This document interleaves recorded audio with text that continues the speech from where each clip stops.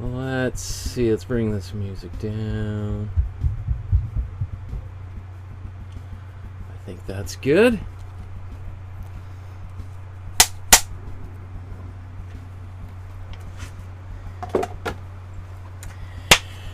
Good afternoon. My name is Michael Markowsky. Welcome to my studio here in Vancouver, Canada. Today we're going to be making another painting by another one of my very favorite artists, Vincent van Gogh. I was going to do something funny like I did yesterday, but, you know, if you repeat the same joke a bunch of times, it just looks like a bad dad joke. So, Vincent van Gogh is the artist we're going to be studying today because this is Vincent van Gogh week here on the show. So we're looking at 4 paintings by Vincent.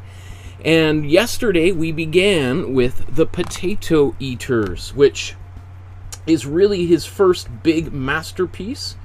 Come on, where's... Oh, I'm going to make a new one of these? Okay, I thought, here I'm all ready to go. So here's the painting that we made yesterday. Let's zoom out. It was a little bit longer session. Admittedly, it took about 6 hours to finish, from beginning to end, or maybe a little bit, but 5.5 hours. But I'm really happy with the results. And part of the reason why it took a little bit longer is I found this painting a little bit tricky because I couldn't figure out how he made the green. And then in retrospect, it was a very simple solution. Just a different combination that it didn't occur to me right off the bat. Maybe it's because the day before on Sunday I got my second vaccine and maybe I was a little bit loopy. So hopefully I'm a little more lucid today, because today what we're going to be painting is, you know, one of Van Gogh's most famous paintings of all, maybe one of his most reproduced paintings of all. It is the bedroom in Arles. Arles is a medium-sized city. I'm not even, to be honest, how many people live there these days. It would have been a fairly small town, I think, at the time that Van Gogh lived there. And this is his bedroom in the very famous yellow house that he was renting in this small town on the coast of the Mediterranean, the south of France. And Arles is kind of halfway between Montpellier and Marseille, which are two fairly large cities I think maybe the largest 2 cities in the south of France. And in between is this old Roman town, and there's an old amphitheater, Colosseum in the center, which is, if you've ever been to Arles, it's a really beautiful little town. It was also destroyed, basically, by Allied bombing in World War II, towards the end of the war, including the Yellow House. So this room that Van Gogh painted no longer exists. It was destroyed in 1945, I believe. And it was, just to give you a quick little context for how and when this painting was painted. This painting, I think it was October 1888. So this would have been right before his friend Paul Gauguin arrived to stay with him for 2 very tumultuous months together. So I'll give you the whole biography of Van Gogh, at least kind of up to and around this painting as we proceed here. But it is really interesting, just as a quick little aside here, this door here on the left leads into a slightly larger room, the corner room of the house that has windows on both sides that overlooks, or overlooked, I guess, because it's no longer there, this kind of plaza space. And that was the room that he had made up especially for Paul Gauguin, because he was planning on transforming the Yellow House into an artist colony.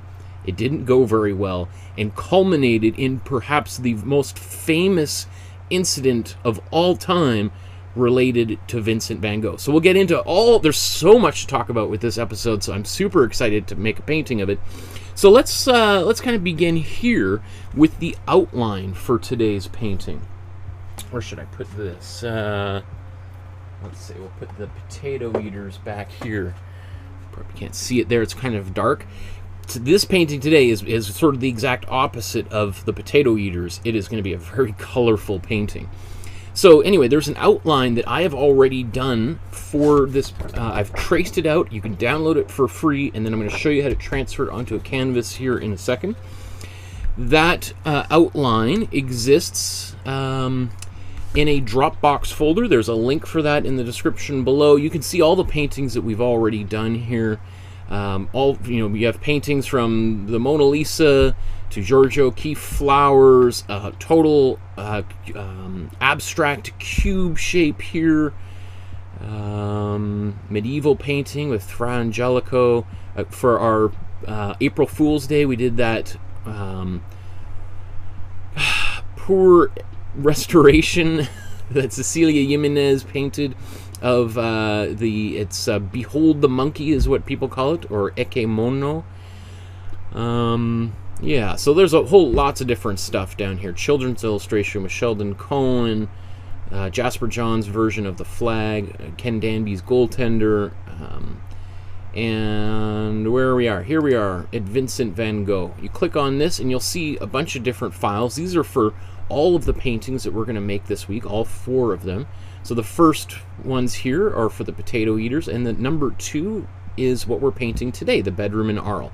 So you'll see in there's 3 files.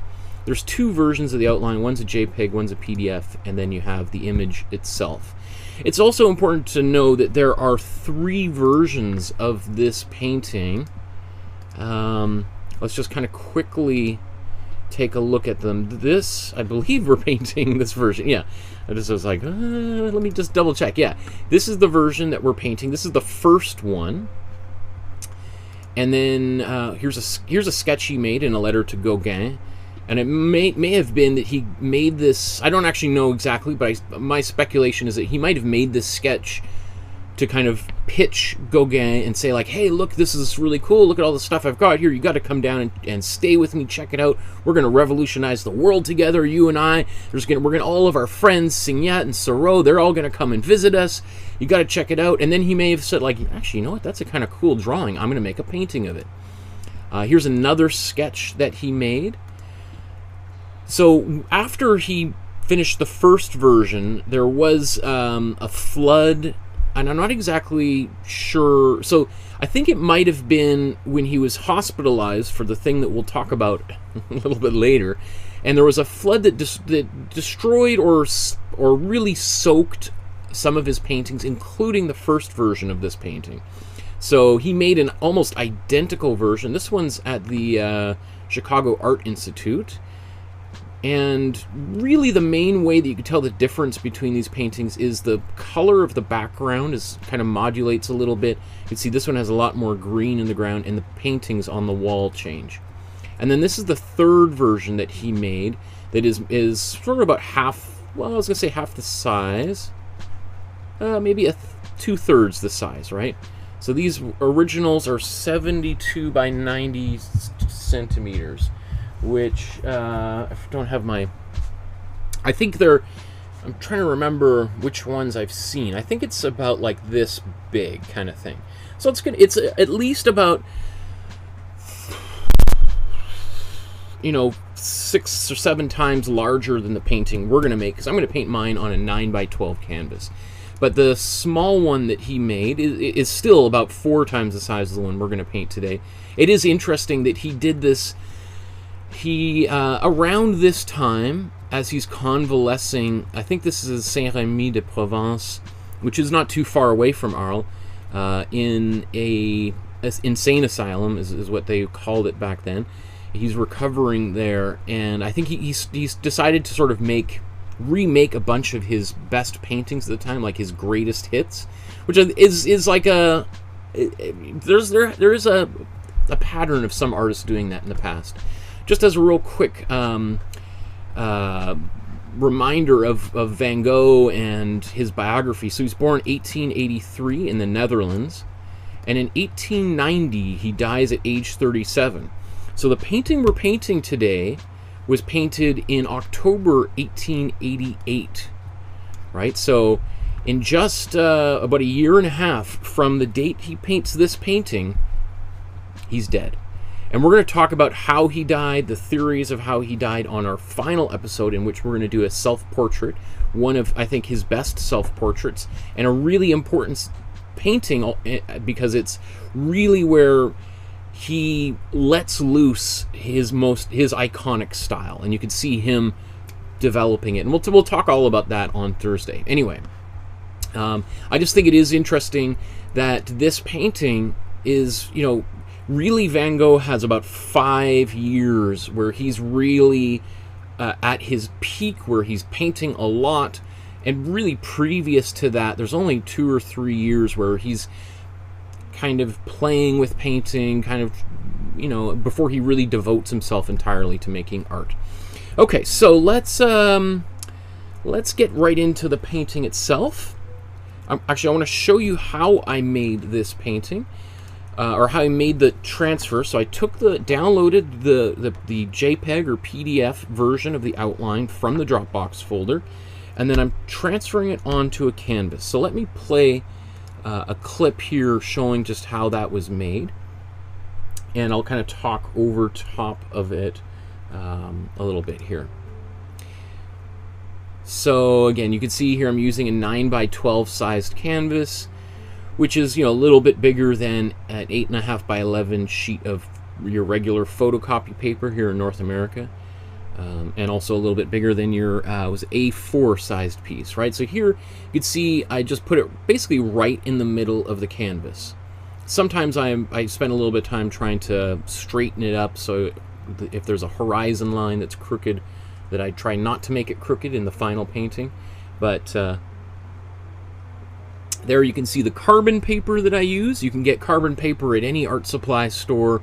If you can't find it at an art supply store, there is a link to an Amazon link in the description below where you can order some of your own, and you can reuse that carbon paper over and over and over again, probably about, depending on how many lines you put down, somewhere between 5 to 20 times, right? So pretty self-explanatory here. I just trace over all these lines. I think, you know, it took maybe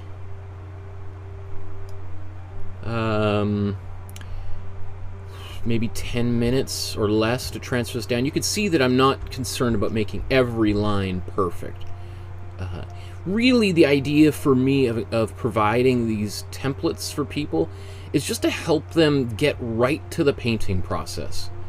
I did do a whole 45 episode long intro to painting class, and the first 20 episodes in that class we drew out every painting, and it did take, you know, sometimes 30 to 45 minutes just to get the drawing done on the canvas before we could start painting it. And I think it is a valuable skill to know how to do. I do think that at some point I was like, you know what? I did teach an entire 40 episode how to draw class, and there's a link for that in the description below if you want to take that drawing class. It's all free. It's available to you on YouTube, and I know a lot of people watching right now have already taken the class and really enjoyed it. So let's get this painting onto the canvas. So, okay, just losing my mind there a little bit. Okay, just want to make sure that I'm losing my mind, or make sure that I'm not losing my mind. Your guess is as good as mine. So everything that I need to make this painting can fit inside of a shoebox, and the vast majority of people that are watching this video, maybe that includes you right now, are seeing me for the very first time and have never painted with me, don't really know some of the methods and techniques that we use. This is intended to be an introductory class, and you know, it might take a little bit. I imagine this painting is going to take us about 3 hours. So I usually kind of, once we get the initial underpainting done, I'll let you know, and I'll say, if you wanted to take a break right now, this would be a great place to stop. But I'm going to keep on painting and I'm going to finish it. If at some point you think, well, this guy's doesn't know what he's talking about, he's an idiot, and he doesn't know how to make a painting, just press pause, go have some dinner or breakfast wherever you are on planet Earth, and tune in later. Go skip right to the very end, and then you tell me, what do you think? Do you think I did a good job or not? Is this a painting you want to invest your time in or not? There's no edits. There's no, which may be a good or bad thing depending. But, you know, this is painting 105. So we've done 105 of these. And I think the results sort of speak for themselves, right? So, what I'm doing here, this is my water that I wash my brushes in.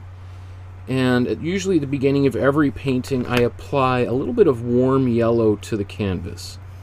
And in some of the earlier episodes, I've been a little bit more nuanced with the color that I put down. Sometimes we put down a cold blue or a warm red, etc. We've made a brown. As time goes on, I just think, you know what? This works really well. This warm yellow, it ends up having a bit of a yellow... It doesn't, your painting's not going to look yellow if you're worried, like, oh my goodness, I'm going to have a yellow painting, like it's not going to match my furniture. We're going to paint over all of this yellow. One of the reasons we put this color down, or any color for that matter, is just to kind of help seal in the pencil lines so that it's less likely that we're going to smudge some of these pencil lines later into the color.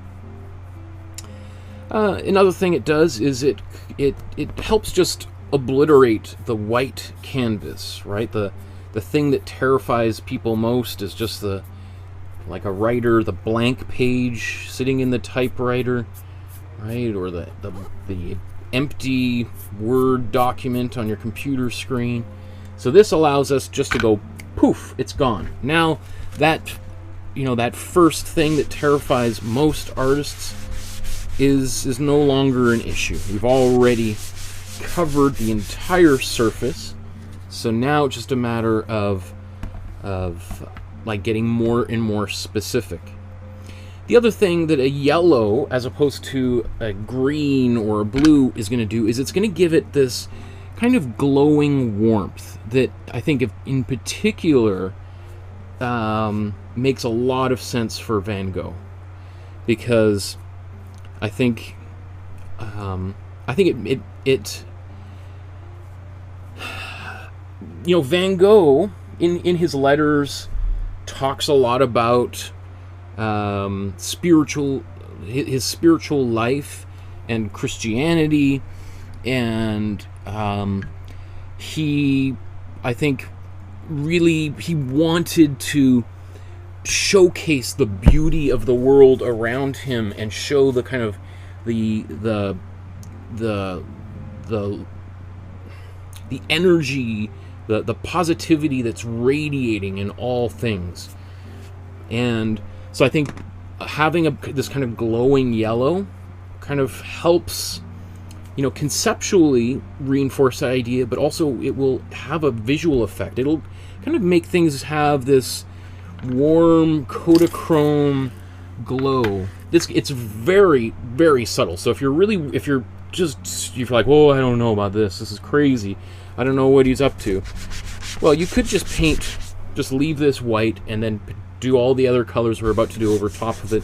I think in some cases you'll notice if it's just white that actually the colors might be even brighter than this. The colors will still be quite bright, but they'll be a little bit more warm.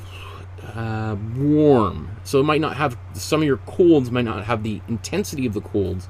But anyway, I've talked about this ad nauseum in previous episodes. So one of the reasons I put water in here is to help speed up the drying process. It is still a little bit wet, so maybe I'll give it an extra second here to dry, and while it's drying, I'm going to start putting some paint on my palette here. Let's zoom out.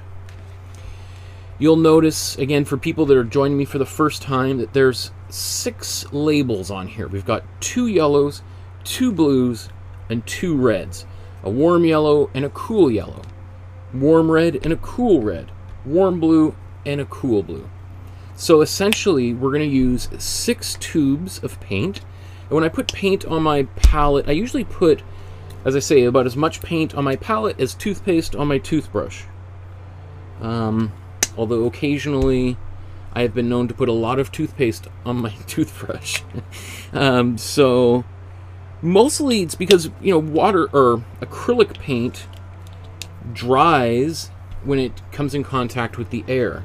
So if you put a big glob of paint on there at the beginning of your painting session, and you're going to be painting for 3 hours or even 2 hours, by the time you get towards the end of that painting, some of that paint, especially the top layer, is kind of starting to dry out and form a bit of a skin, and it's just not ideal. The best is if you're, you know, in an ideal world, whenever you needed paint, you'd squeeze a little bit of that out onto the palette, and then you'd be painting. But that would also be like really time consuming to, like, okay, I need a little bit of blue, gotta get another tube and do that. It's obviously much easier to have paint like this already on the go. One of the other things you'll notice here, so we have 6 of these colors and then a white paint. If you want to know what colors these are, where to get them, all that kind of stuff, there is a link in the description below that lists. What I'm painting with is the Amsterdam brand of paint by Royal Talons. This is like it's like about the least expensive, highest quality paint to ratio that I think exists, and we've painted 105 paintings with it, right, including today's painting. But you can also use any other brand of paint in the buyer's guide that I produced for the Intro to Painting class. Again, there's a link to that below. I kind of show like another 10 different brands of paint and the exact tubes of paint that I recommend you buy so that you can replicate all 105 paintings that we've made so far. So again, one thing I don't think I just mentioned is we're not going to use black until the very end. And if I look at this painting, I don't even know if there's any black in it at all. This might be the closest thing to black in this painting. Even this back here on the frame, I think that's a really dark, what you would probably call like a Prussian blue, but we can make that blue with the colors we have on the palette. Okay, so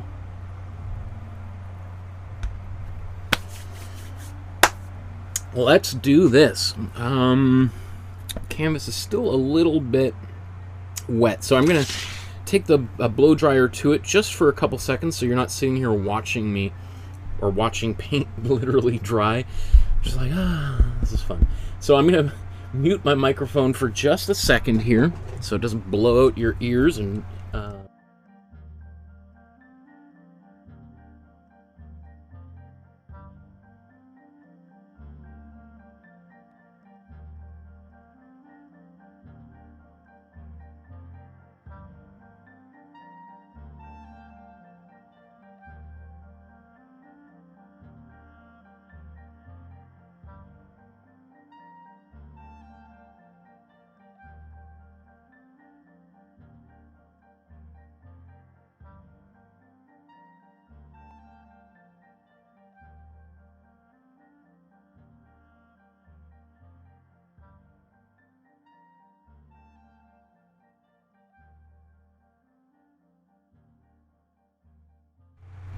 there we go. Okay, so another quick little thing I'll just mention is I'm always trying to find a balance between teaching people how to paint in the most straightforward way possible, and that includes beginner artists, intermediate artists, and hopefully there's something even advanced artists can get out of this. So I'm always trying to find a balance between teaching people the basics of painting and then doing my best also to use the same sort of approaches that Vincent van Gogh in this case, or any of the other artists we've examined, because we've examined let's say maybe 90 different artists over the course of the past 9 months. So I want as much as possible to use their techniques. Sometimes there's a little bit of conflict, or I'm using totally different materials. Like many of the paintings we've looked at were done in oil paints. Traditionally, a lot of painting from about 1600 or 1500 on were done with oil paints, and it wasn't, acrylic paints have only been around since the 1940s and really became mostly commercially available in the 1960s, late 50s. So Van Gogh was painting with oil paints, which is, we'll talk about when we arrive at those intersections, we'll talk about where how maybe an oil painter would approach that particular situation versus an acrylic painter. I'm teaching all of these episodes with acrylic paint because it's the most accessible paint out there. If I was doing this in oil, there'd be one person watching. It might just be my mom, right? So acrylic paint is a lot easier. It cleans up easier. It's not really any more toxic than acrylic paint, although it sometimes can have a bit of a smell. It can linger for a few days, and if you're in a small house or apartment, or you got roommates or wife and kids like I do, it's just something that, even I love the smell of oil paint. Like, there's something about it, but I know that for some people it's like a gag reflex. So let's get into the painting here. How I want to do this painting is similar to how I approach pretty much every artwork that I make, which is work from the background to the foreground, right? So it's always easier to start from the background and start to kind of get that in place, and then work with your foreground subject. In this case, the background is the kind of bluish wall, and then the foreground is going to be the chair and the bed. Some of this, it's not quite deep enough to have a foreground, middle ground, and background. So we really just have like a foreground and middle ground. And this is also a little bit unusual of a painting in the sense that there's a big empty space in the middle of the painting. I'm just thinking of it now. I can't think of another painting off the top of my head that has kind of this emptiness in the center for a representational painting. But it is, as I'm just even thinking about it, it is an unusual painting, like that he would decide that this would be the subject for an artwork. I think one of the things with Van Gogh is he is a machine, and he is cranking out about a painting every day. So we're going to paint this painting in like 3 hours, 3.5 hours, knock on wood. He's painting a painting that's 4, 5, 6 times the size of it. It might take him maybe 6 hours to do the whole. So he is working really fast, but he's painting in his style. I'm trying to figure out how he painted his, so that's why it also takes me maybe a little bit longer. But if you should also require a little bit more time while you're painting your painting, then you're in good company. You're painting alongside Van Gogh, right? Or Van Gogh, as it's more properly pronounced. Okay, so let's just take a zoom in here and just do a quick examination to see if we can decode the painting in any particular way. The first thing that I think I would just want to point out that I can see, and this is one reason why I like looking at the edges of paintings, is you could see right up here in the corners and side, that's the actual raw canvas that he's painting on. Or it would have been linen. Belgian linen. It was a very common surface for people to paint on. You could still buy Belgian linen at most art supply stores. It's like 4 times the price of regular canvas. Do I have any linen around here? I used to, there was years where I was just exclusively painting on Belgian linen because it's got this really nice, it kind of, like the color of linen looks a little bit like this sandpaper. It has this kind of tan, khaki kind of color a little bit versus, here's a canvas bag, right? So I just want to get paint on them. So you can see just slightly different color, but basically one of the great things with linen is you can, it's almost like you're putting on like a wash to begin with, because it already has this kind of nice warm brownish color. Anyway, so we can see that's the color of the canvas that he's painting on, and it is a little bit of a, like, the canvas can be a bit yellowy, whitish yellowy color. What else? This color in the background, this is a cool blue. Now, he probably wouldn't have called his colors warm and cool like the way that I'm talking about it, but he would have been aware of the effect of warm and cool colors and how they can produce depth and space in a painting. Like, this is definitely, that's a cool blue cobalt line, and we can see it makes this really nice turquoise when it's wrapped around this warm yellow. And then this is a cool blue. So that's just it's just for me interesting just to take a quick little look before we dive into the colors to see how it was made. So I think I hesitate to, but I think fairly straightforward. The first color that we're going to put down is just a cool blue with a little bit of white in it. And we'll, as we mix here, we'll just see how bright or if we need to modify it with any other colors. So let's take some white, because this color will probably be, you know, primarily white.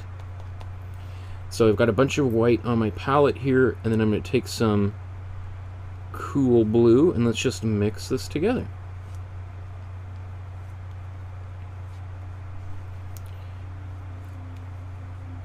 Okay. And then we'll look at the, oops, let's go to, I think this is the view that I want, yeah. Okay. So if we look at that color, it's a nice color. It's this beautiful kind of baby blue color. The thing is it is a little bit intense. It's a little bit too bright, too baby blue. So we want to take some of the saturation out of it a little bit. So I'm going to just do a little experiment. Let's take a bit of the warm blue out of here. Maybe that's even a little much. And just mix some warm blue into that color.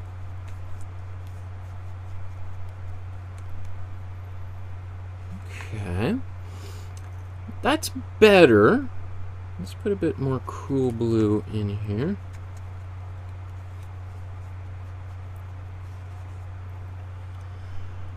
I think what we want to do is we want to make it, it's still a little bit too saturated of a color.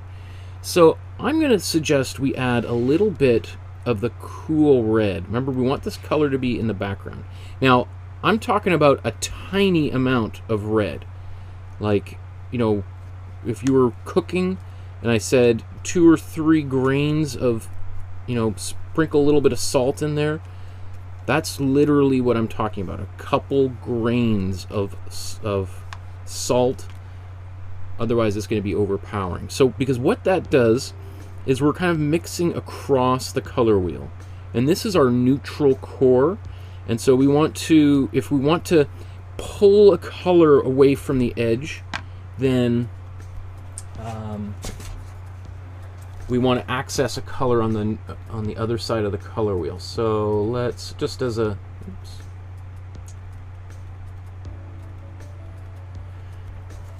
quick little reminder, because I know most people who are watching this may not be necessarily aware of some of this. So what we started with is our cool blue.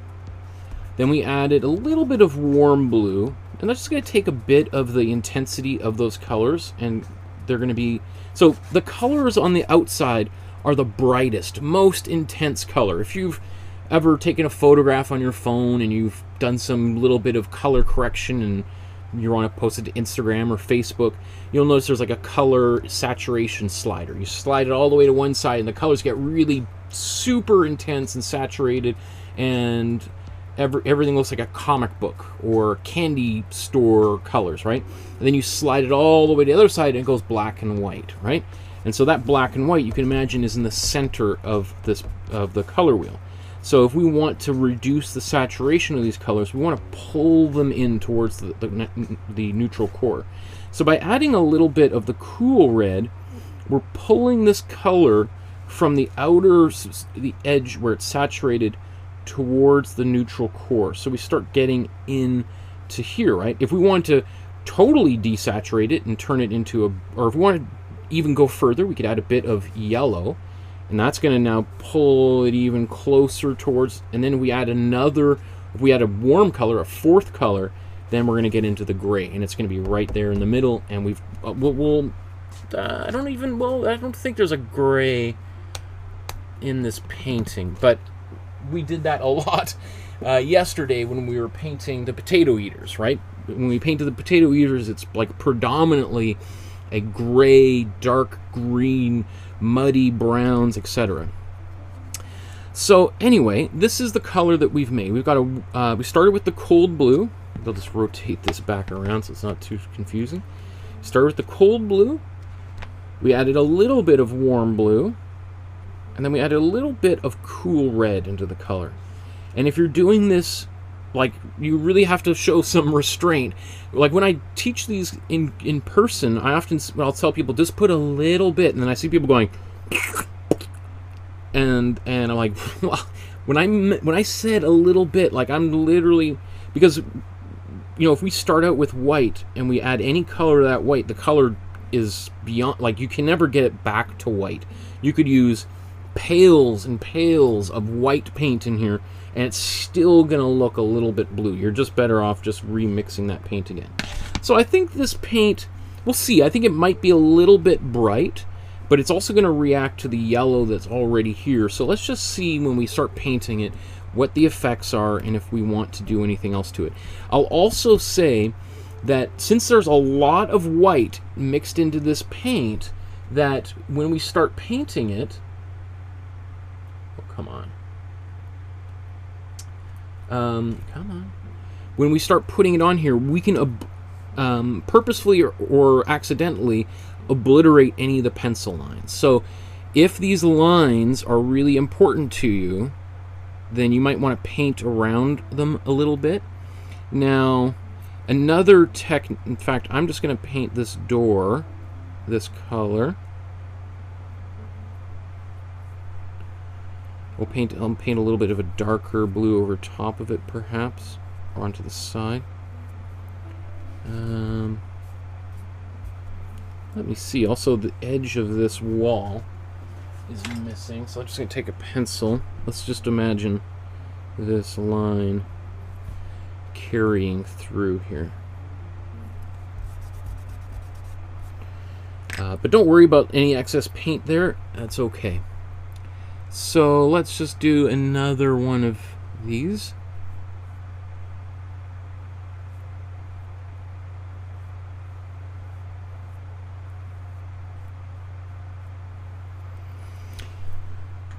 I'm going to get a smaller brush because in behind here is, this is like the clothes on the rack. In fact, let's zoom in here.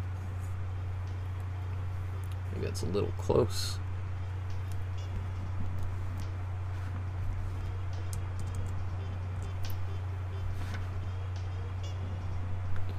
So I'm just painting a little bit around the, I think it's a towel that's on the wall. You can see there's a little bit of the yellow coming through this blue. So potentially we may want to paint a second coat over top of it. But you might also be happy with it. You can see that Picasso is known for these very vigorous paint strokes, and so it's possible, and that we can see some of the colors in some of the paint. So he also painted quite thickly. So I'm just debating if I should try mixing a slightly different color here. You know what? I'm just going to keep the same color. And I'm just going to, as I paint down here, I'll just leave a tiny little gap in between this wall and this wall. I'm also, you know, if I can, I'm going to try to use a bigger brush, maybe not my biggest brush, but a relatively good sized brush for doing a lot of this work. I really don't want to get too much get stuck into the nitty-gritty little details right off the bat. What we're doing right here is called an underpainting, and you really want to try to just get this done as quickly as possible. This is not particularly the most creative part of making a painting. I think it's a kind of a fun part of making a painting. Like when I'm doing a painting and I'm putting in my this initial layer of paint, I sort of just turn my brain off, and I'm just like, I'll just put anything here. You could make lots of so-called mistakes, and none of them are really going to have, you know, major implications for later. Let's just keep on going. With this painting, you can see that he's also he leaves a few little gaps between some of the colors anyway. So if you're painting it kind of like how I am, we don't have to go right up and over the blue line or the pencil lines like we have in the past.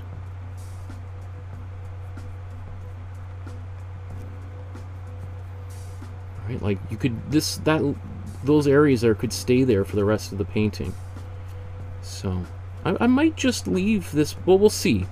I might leave the background with this one layer of paint, but as I said, I'm going to start with the background, get this in place, and then we'll move to the foreground.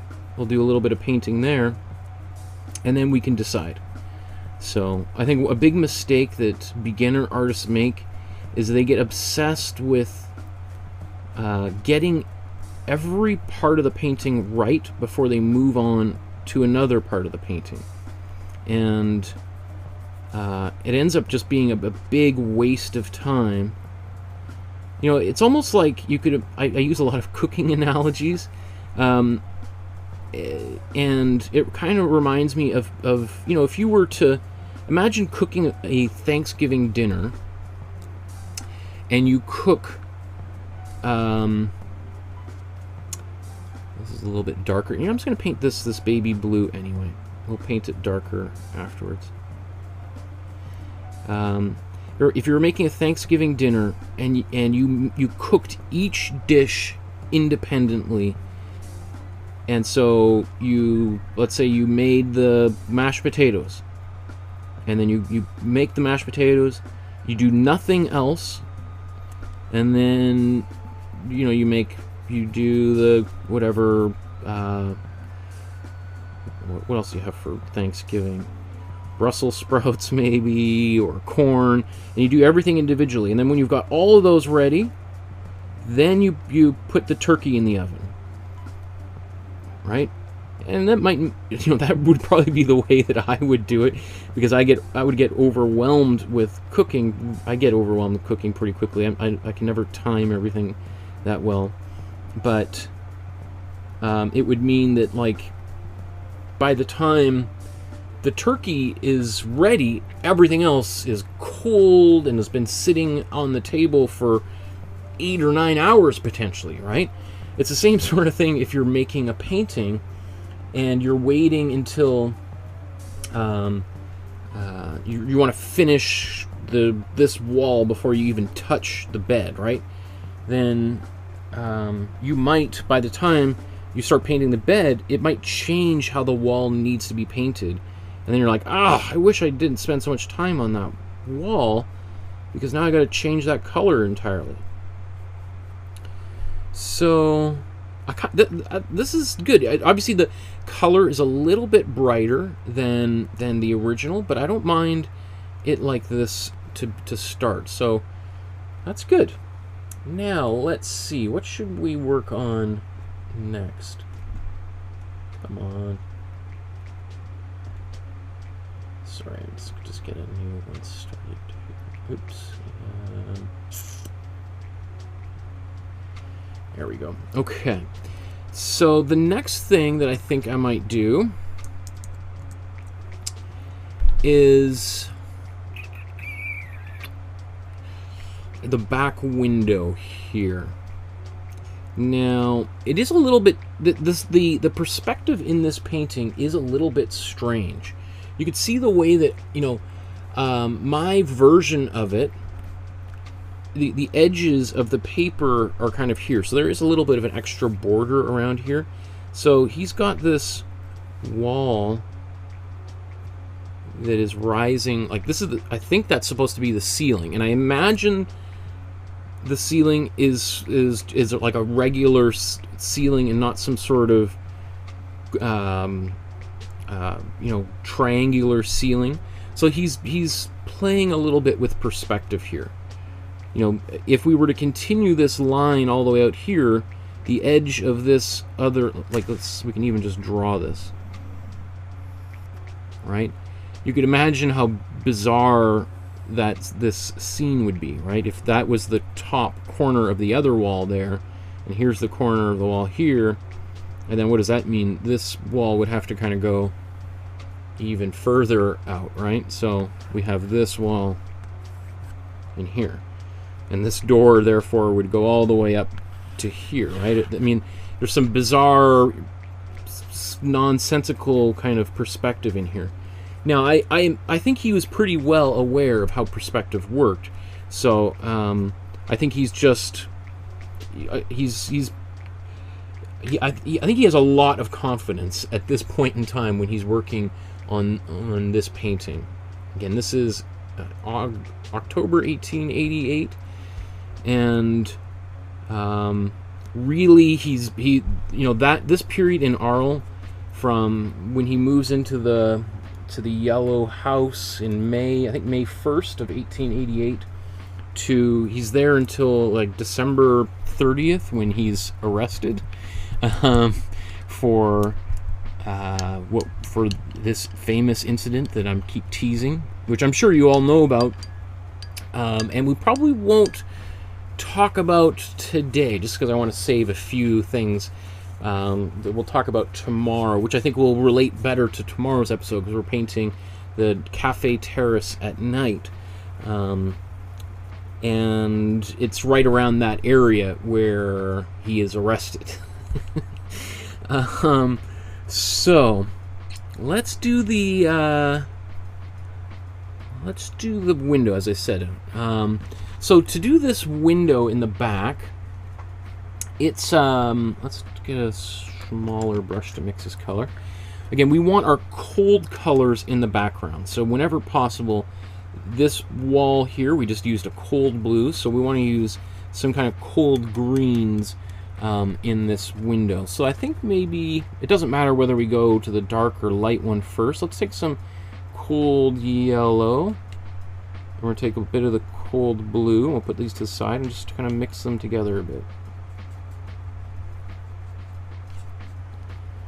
Okay, so that's a really nice color, but I mean it's way too saturated for this painting. I don't know, maybe let's just zoom in again.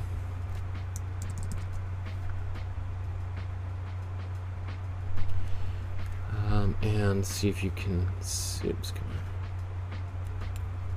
Actually, it's not that far off now that I look at it. That's pretty saturated color, and his paintings, you know, or he's using increasingly more and more saturated colors. But I don't think he would have, there was a paint out there that was quite this saturated at that time. So let's take a little bit of white. We're going to tint the color. When we add white to a color, we tint it, and it loses some of its intensity. It kind of pulls it towards the neutral core,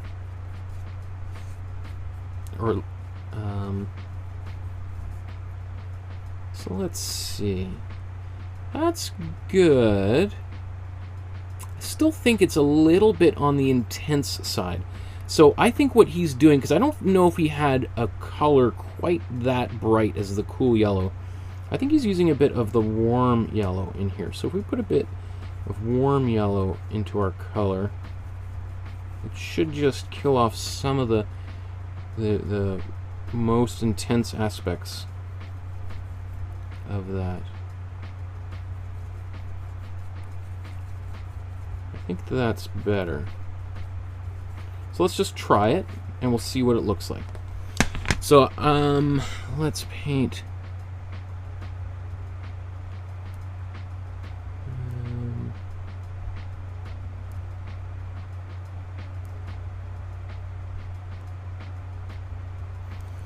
that there. These are the, we'll even have an extra one at the top here.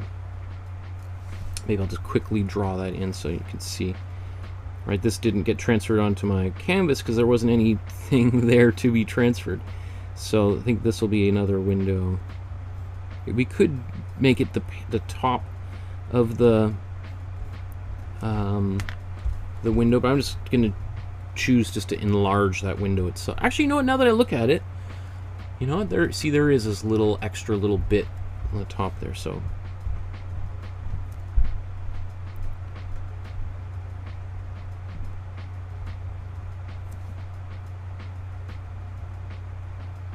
you can see I'm painting a little bit outside of some of these lines. But yeah, I can also leave a little bit of gaps and stuff, kind of like he did. I think that's good. I think that's pretty close for right now. We can always change and modify these colors later on. Let's take a little bit more of the cool yellow. Add it to here. Let's take a bit more white.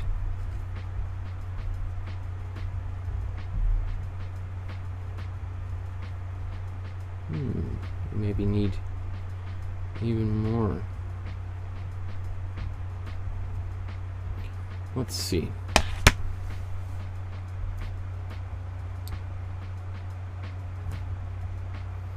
I think this color might change, but I'm not too concerned about that just yet. I just want to get some paint into these places, and then it'll be so much easier to see what's working and what needs a little bit more later on. You know, now that I'm even here, this painting, it doesn't look like he overworked this painting as much as the painting we did just the other day. Okay, where I had some water from I have ice packs on the camera above, and it's dripping. So give me 1 second just to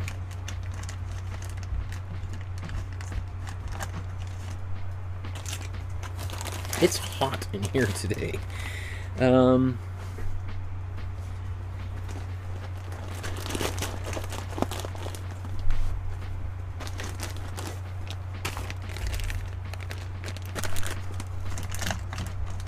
Hopefully one of these days that camera's just going to stop working because it's got water seeping into it. But anyway, I was just going to take this same color that we mixed, that we put on the windows, this right here,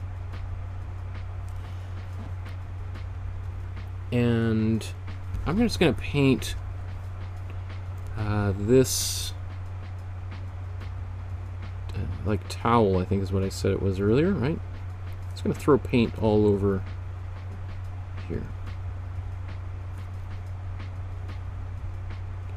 And again, I cannot stress enough how much of a waste of a time it is for you to bother, like, struggle trying to mix these colors right now and trying to get it so-called perfect. Like, I'm just going to put this extra loud green in right here, right?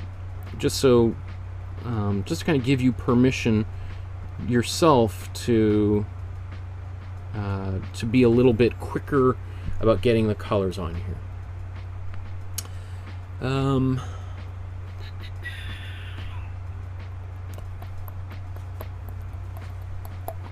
let's even just take this same color. There's this, I think this is a painting of, probably a lot of these were paintings of his and paintings he made of his friends that he had hanging in his oh, there we are. Okay, I think, okay. So, and then some of them were prints, Japanese prints. Not in this version of the painting, now that I'm looking at it. But anyway, so let's move on. I got that in there. Anywhere else that we might need to apply? I think these here, why don't we can also take this same, those paintings on the wall. Let's just take this light green, paint it over here. Can modify these later.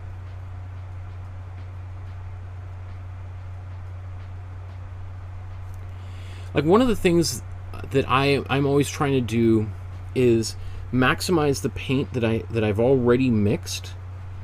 And I also really like the look of paint as it builds up, and we have multiple layers of paint on the same canvas, and you see little bits of other colors coming through the existing colors that are the top layer.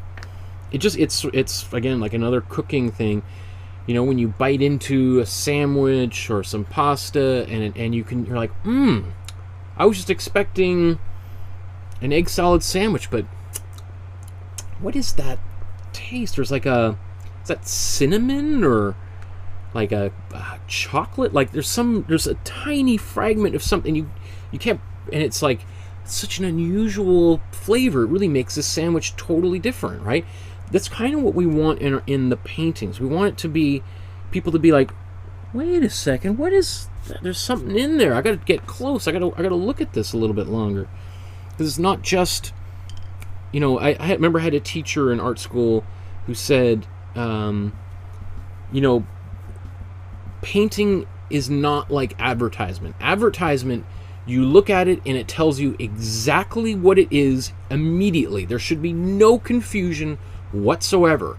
It's a advertisement for a shoe or Coca-Cola or whatever. It's like, and there's a call to action, go buy this, it'll make your life better, right? That's advertising.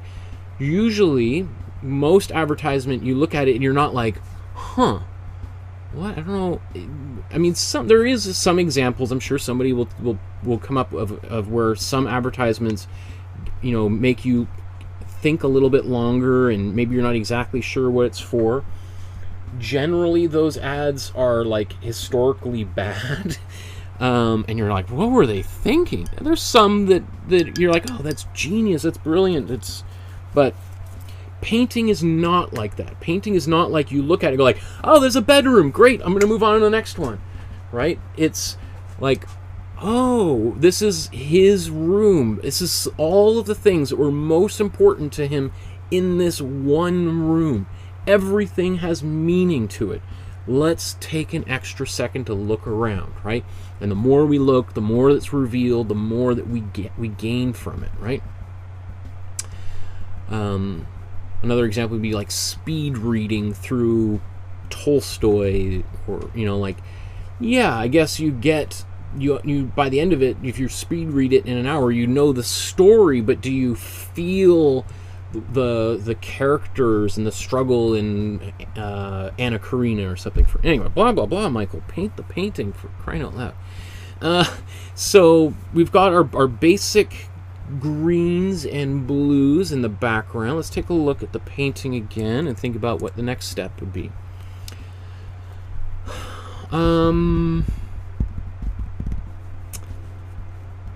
I think what we could do, I'm a little bit leery to just jump in and start putting my dark blue in here, because I think we're going to be doing that in a number of places, and maybe we're not quite at that space yet. We're going to outline this with a kind of a dark green.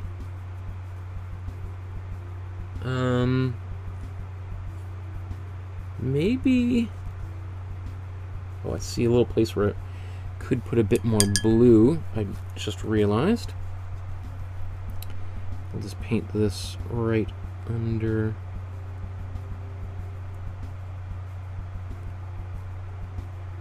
Let's see, this hat on the bedpost, or on this coat rack, or what, coat hooks back here.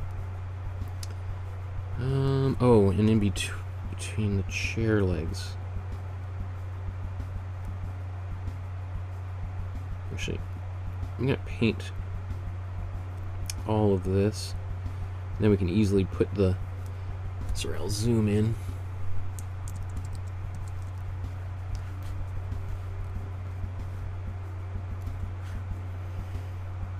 We can easily put the bars of the chair legs in afterwards.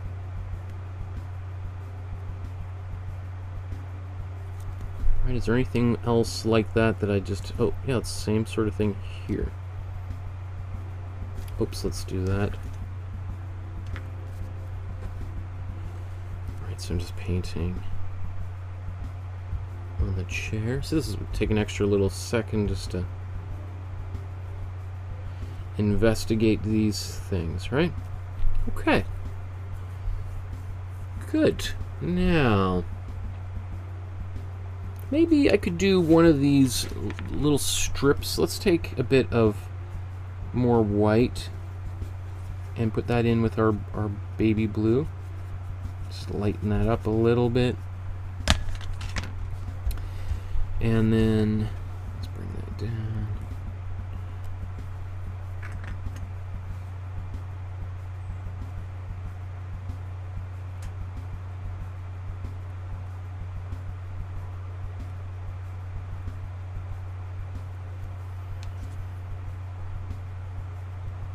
So this is just cold blue with just a little bit more white than we used for everything else in that background. Okay. And you know, I see on this painting on the back wall, I'm just going to take this baby blue, this white that I just used, I'll just paint that in there quickly. And heck, let's just paint this bottle. Or vase, maybe? Who knows what exactly what this is. Paint that in there. We can always change that and make it a little brighter later on. Okay. Good.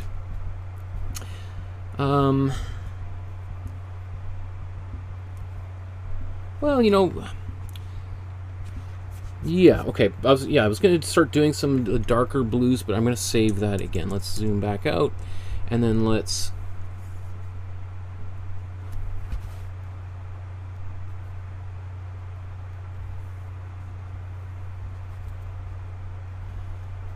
come on. Why is this?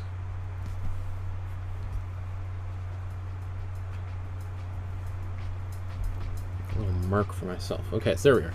So I think let's move on from the background and start painting the floor, chairs, etc.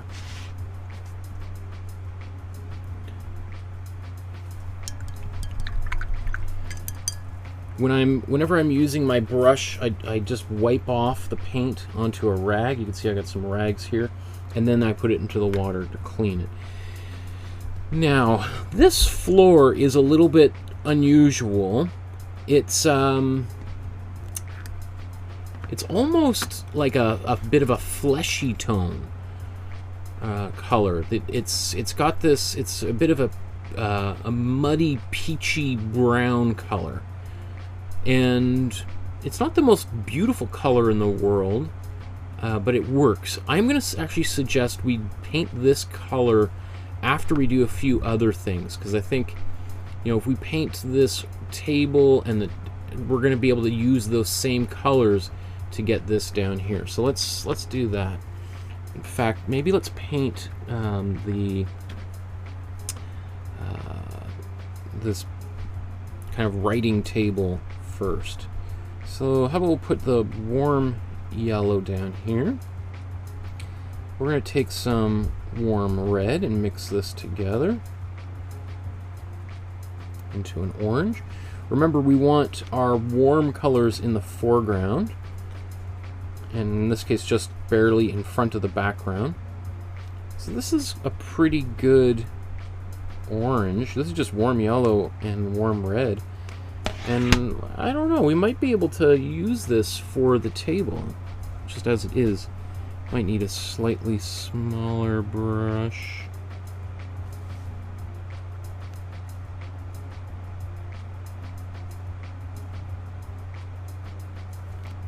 Oh, it's not different color on the top. I didn't even notice. On the sides, it's orange.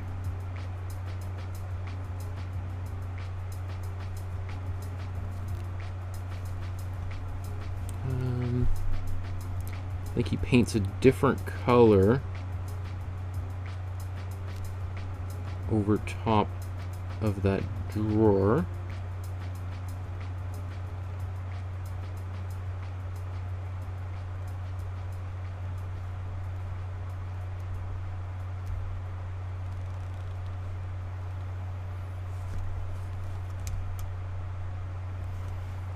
Okay. Maybe I'll zoom back in again.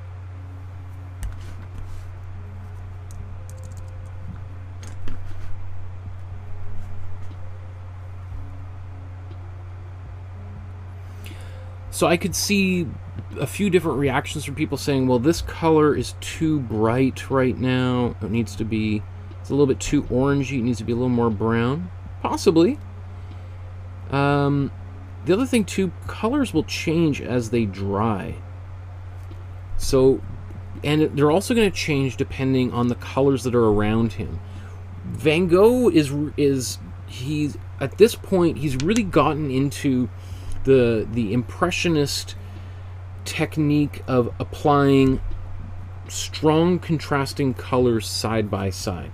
It's a technique that he also learned directly from the painter Georges Seurat, whom he would have met right before because he was living in Paris at the end of, let me see if I will do the whole quick roundup of his biography. So he's living, let's take it back from the potato eaters, because the previous episode we did was the potato eaters, and he's living in this, when he painted that painting, in a small village in the south part of Holland.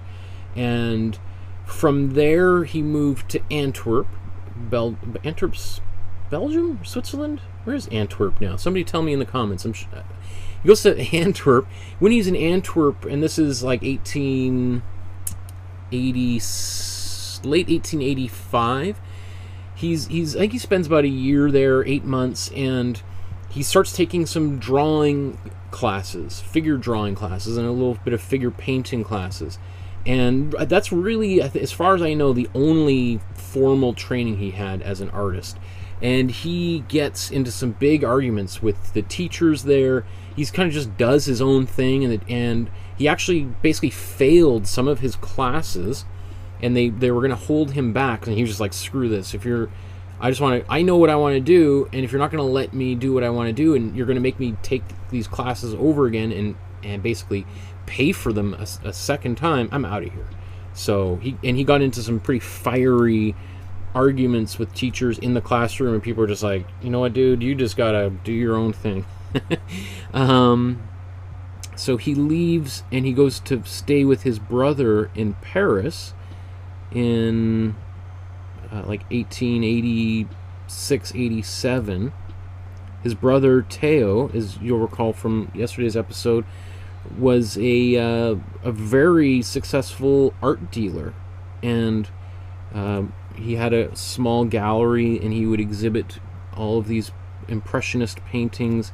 And through his brother, he got introduced to Emile Bernard, Paul Signac,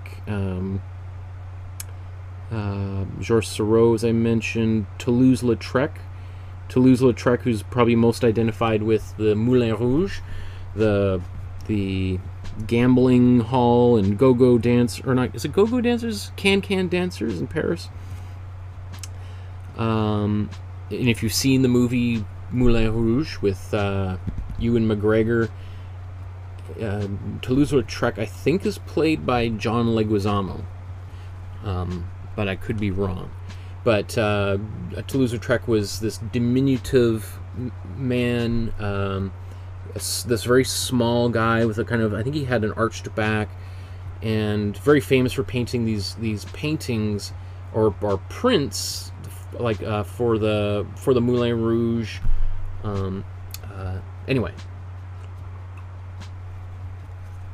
so Van Gogh is in Paris for staying with his brother, and his brother describes Van Gogh or Vincent as like an intolerable roommate. The situation was intolerable.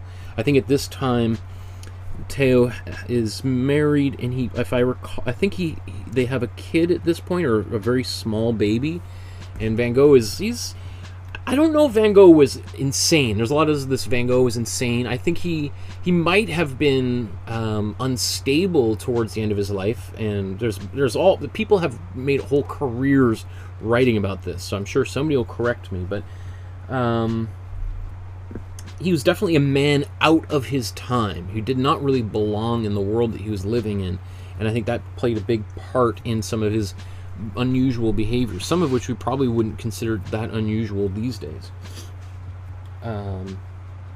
because Europe at that time was like a very conservative place, and Van Gogh had ideas that would not be all that well. Some of his ideas might have been really bizarre today, but a lot of them, I think, he would just seem like the nutty painter who goes to your coffee shop, that you run into every few days. It's like maybe the nutty guy who goes to your local coffee shop who refuses to wear shoes or something like that. That is, and he's maybe a little bit like, he's like, you don't want to talk to that guy about global warming, because you'll get into you'll just like, and you'll be like, oh, how do I get out of this, right? I think that is probably more along the lines of like how nutty Van Gogh actually was. But again, so what I'm doing is I'm just taking the same orange that I had before, which is my warm yellow and my warm red, and I'm just mixing a lot more warm yellow into it. And I'm going to test this here. Let me see. Not bad. I was hoping this would be close, but it's still really way too orangey. Although I don't mind it. I think actually I could use that later on, but what I need to do is turn this more into a brown. So I'm going to take a bit of warm blue and mix this into the color. Alright, so at first it's going to get a little bit darker. Let's put a bit more warm yellow into here. And try this again. So there we are. It's a little bit closer. If after you've painted this and you find it's just still too orangey or dark, we can always modify everything later. So let's just throw these colors onto the canvas and then figure out the problem. That maybe there won't be a problem once we get a little bit further in. Again, you can see I'm using a fairly big brush for some of this stuff. I know that might be a little bit asking too much for some beginner artists to try using a bigger brush for doing some of this work, but the benefit of using a bigger brush when you're doing your underpainting is it's harder to get sucked down into the details. And really, I really mean that, like, you can get sucked down into this like abyss of fiddling where you're just spending way too much time on this particular step. Like what, it maybe took me a minute or so to paint this bed like this, and I know there's some people out there who this might take them 30 minutes to do what we've just done. I've seen it in person when I've taught in person, and when I teach in person and I see that, I'll literally just stand over top of people's shoulders and be like, do this right now. I want to see, put a timer on my phone right now. I'll give you 20 seconds. Let's do it. Just bop, bop, bop, bop, bop. And they're like, no, no. And it's like, good. You see, like, you could actually do it in 20 minutes. Is it perfect? No. But is it, like, 100 times worse than than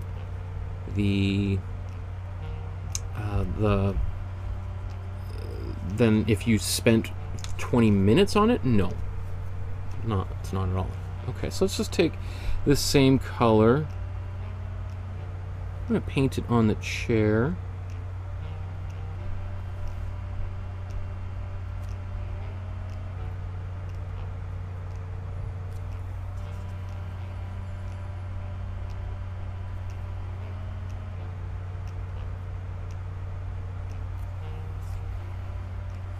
So I think part of this will have to be brightened up.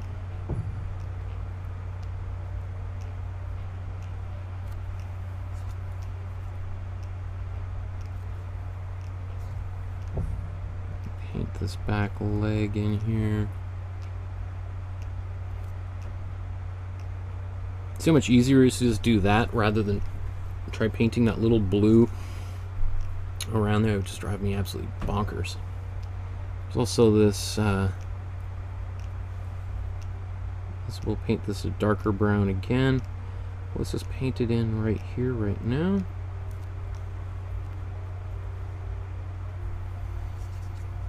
And heck, let's just paint this frame. I know it's going to be a much brighter, more yellow frame later, but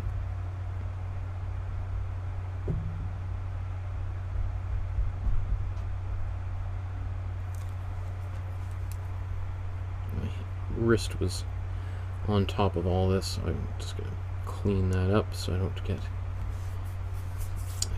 it dries a little bit more evenly. But it didn't bother me so much that I got paint on that place. So now let's paint even the top of this table this same color.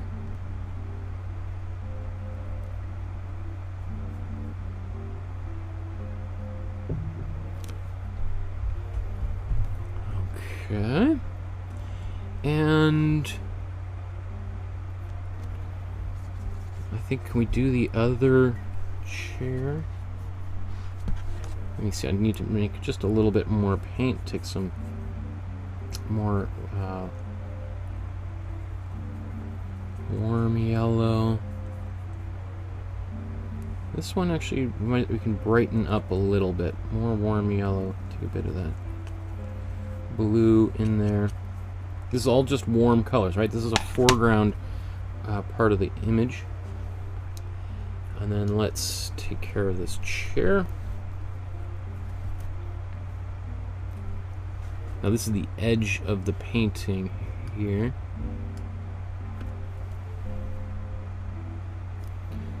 Maybe I'll bring that back.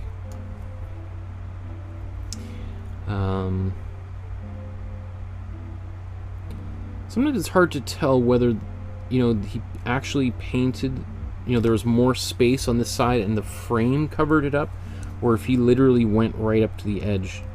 Like sometimes when they're photographing artworks, they take them out of the frame, and then you can see kind of the edge of the paint and all that kind of stuff. I'm just going to paint right over top of all of this.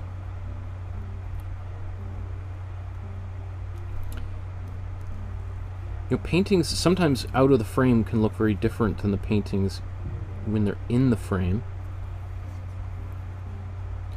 That's why I always suggest people hang their artwork. Get a little cheap frame to to look at your artwork, to see your artwork up on the wall. I know some people are like, oh no, the paintings I make, they're no good. It'd be ridiculous for me to hang my paintings up. I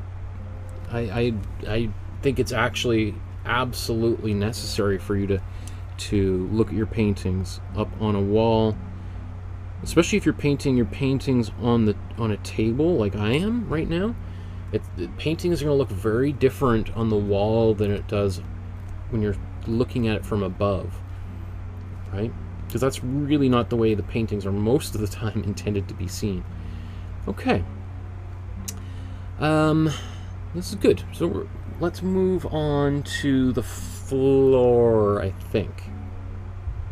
Let me just see. That. Yeah, let's just move right on to the floor. So this floor is just the same thing that we just painted. I might do it a little bit over here. So I'm just take some warm red, warm blue, and a lot of this yellow. Let's just mix this together. There's a little bit too much blue in there, but we'll counteract. We're going to need a bunch of this. So here's this kind of, oops, you can't even see what I'm doing, can you? Duh. This kind of brownish color, which actually is really nice. So maybe before I move on, let's just take a second to think, does this color need to be anywhere in this painting? I don't see any need for a brown this dark, although we can do some outlines later with it. But anyway, we got this color. I think it's a little bit too dark. Let me just zoom out. A little too dark. If I put white in there, we can just see what this looks like with some white.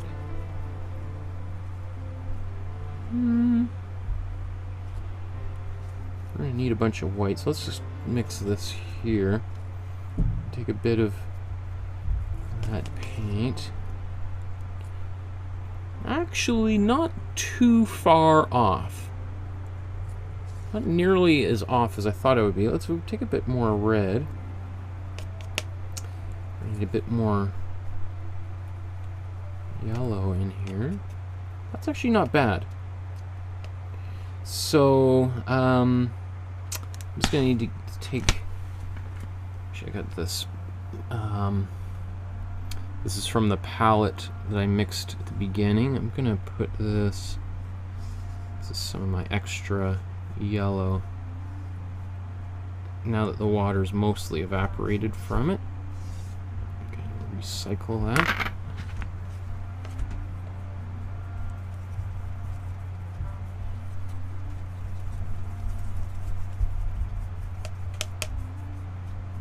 So that's just warm yellow with water. So let's see here.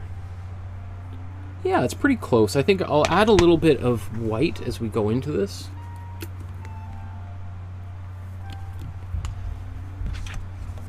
So let's just take a bit more white and put that in here. Okay. Rather than mix it completely, I'm going to take this big goopy color. Yeah, way too. Let's take a bit of this darker brown.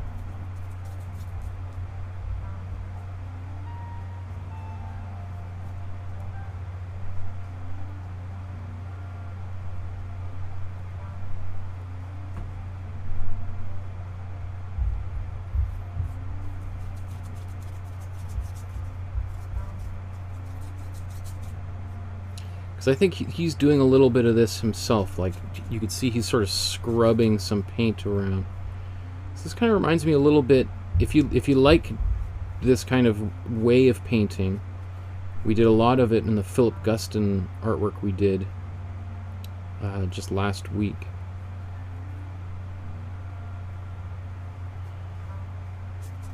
So I think this is good as like an under painting, and then when we paint more stuff on it later, I think it'll be perfect. So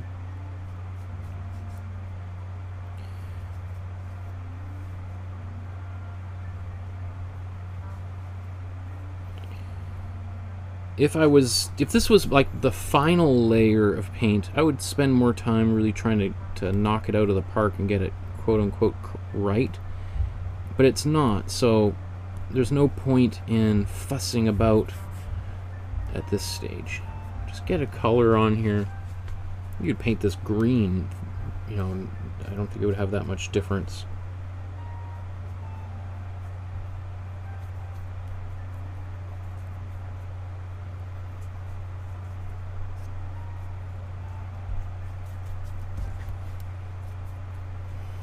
And I know there's people who are going to pop in and out of the video, and just like any other videos, and will say, oh, that's not the right color. What is he thinking? And he's teaching people how to do this stuff? Again, I just say, go do something else and come back in a couple of hours and take a look at the final painting, and then you tell me how far off I am.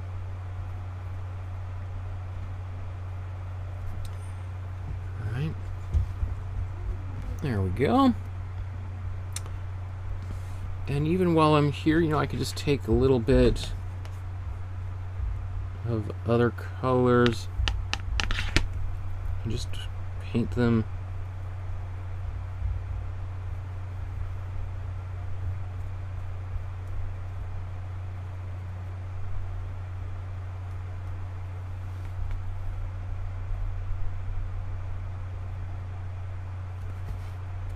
We'll zoom out maybe. I'm just trying to get that effect of these quite aggressive brush strokes and colors. Like he's doing a lot of mixing of paint on the palette itself, rather than mixing one beautiful, nice, consistent color over top of the entire floor. So allow it to get a little bit kind of messier and streaks of different colors in here.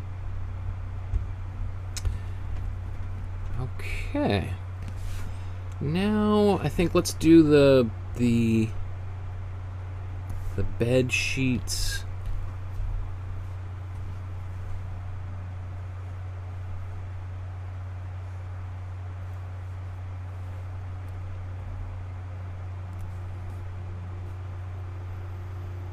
Something with my bed here, so I'm just straightening that line up a bit. Okay.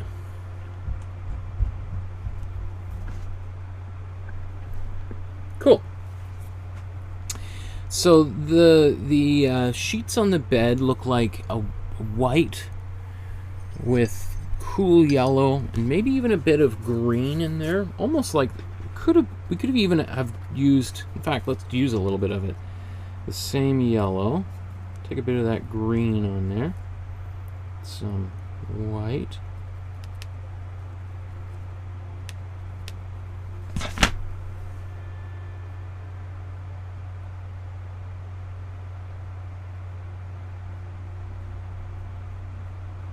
So one thing that might be a little, can be hard as a beginner artist to see this, but you know, that color that I'm painting is not too far off the actual color that he painted.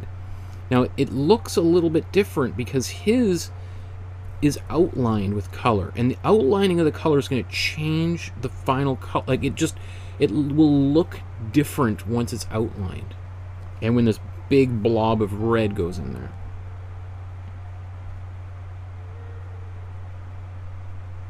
So I'm just going to paint over a little bit there.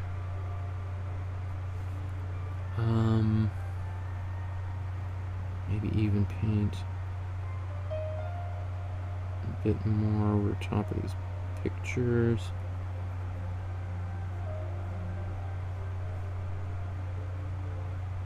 Change that a bit.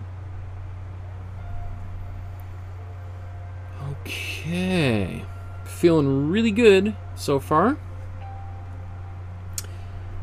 Now let's maybe put that big blob of red in there, and I think the painting will again change a little bit when we see that color.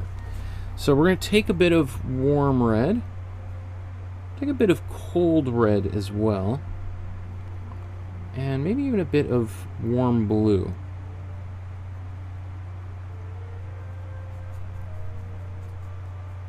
Probably don't need too much of the cold red in there, but so I've got this dark color. Let me get that on my brush, and then a little bit of warm red on here as well. So I've got paint on two kind of colors of paint here. And I'm just going to now take these two colors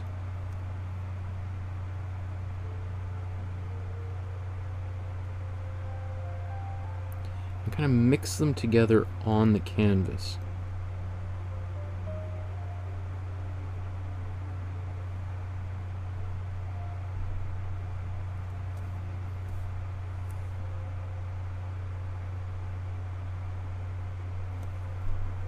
The idea is that we can see the color actually mixing on the canvas itself. Now, right here, I also see that it's almost like he's using this color in a few places in this painting. Now, he might be doing that as a final step in a few places, but now that I'm starting to kind of get closer to the original,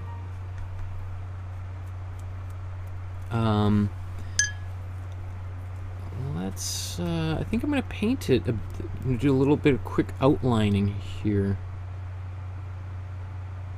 with this darker red. And then we can paint a more bright yellow brown over top.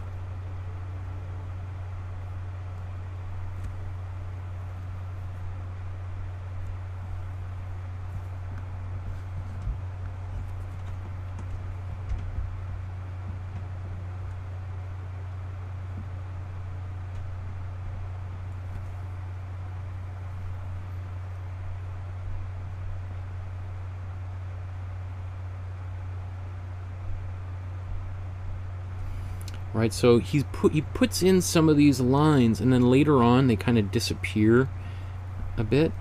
So here I just mixed a bit of orange into the same color, so it's not quite as dark.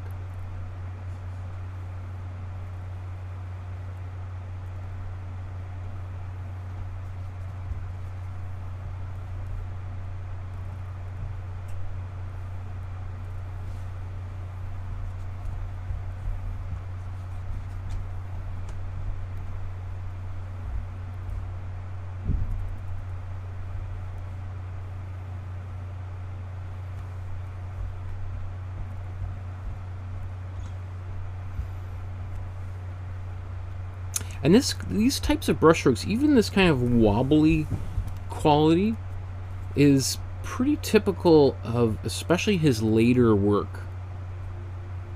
And it sounds funny to say his later work when he only lived another year and a half after this painting. But considering how quickly he painted, a painting almost every day, he made, over the course of 2 years living in Paris, he made I think about 200 paintings in about a year and a half. So that's I've been painting about 2 or 3 paintings a week over the course of the past years with doing these live streams. And that keeps me pretty darn busy. I'm also painting a graphic novel in the mornings.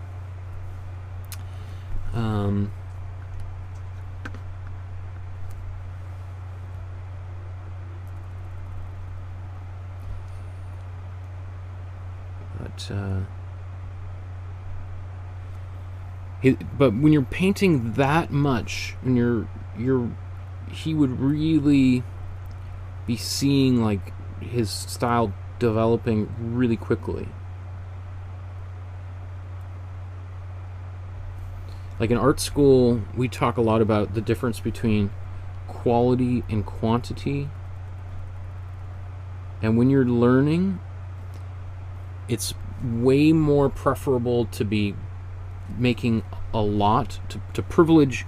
When you're learning, you should privilege quantity over quality. You know, when you're a professional and you're out there in the real world, then you can privilege quality, right? That's people are going to demand that the quality is high, or otherwise they're not going to buy your artwork. But if you were to go to art school and spend the entire 4 years and end up with like 3 paintings by the end, then you probably won't have learned as much as somebody who made 100 paintings over that period of time, or more.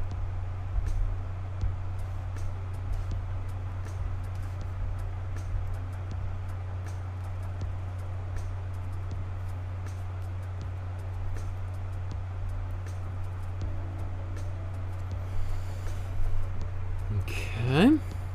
Again, we're going to paint over some of these lines, because you could see that some, like a line like this, looks like he painted a brighter color over top afterwards. Like I think there was a dark line underneath this area here, and then later on he painted over top of it. So some of this might disappear, but they're going to be not only helpful for us as guidelines to see what goes where, but there's going to be little hints of them showing through in different places, and that is really exciting for viewers when they're looking at our work later on. So let's just take a look, see if is there anything else that needs a red outline before we move on. I see a bit of a red outline on the bottom wall over here.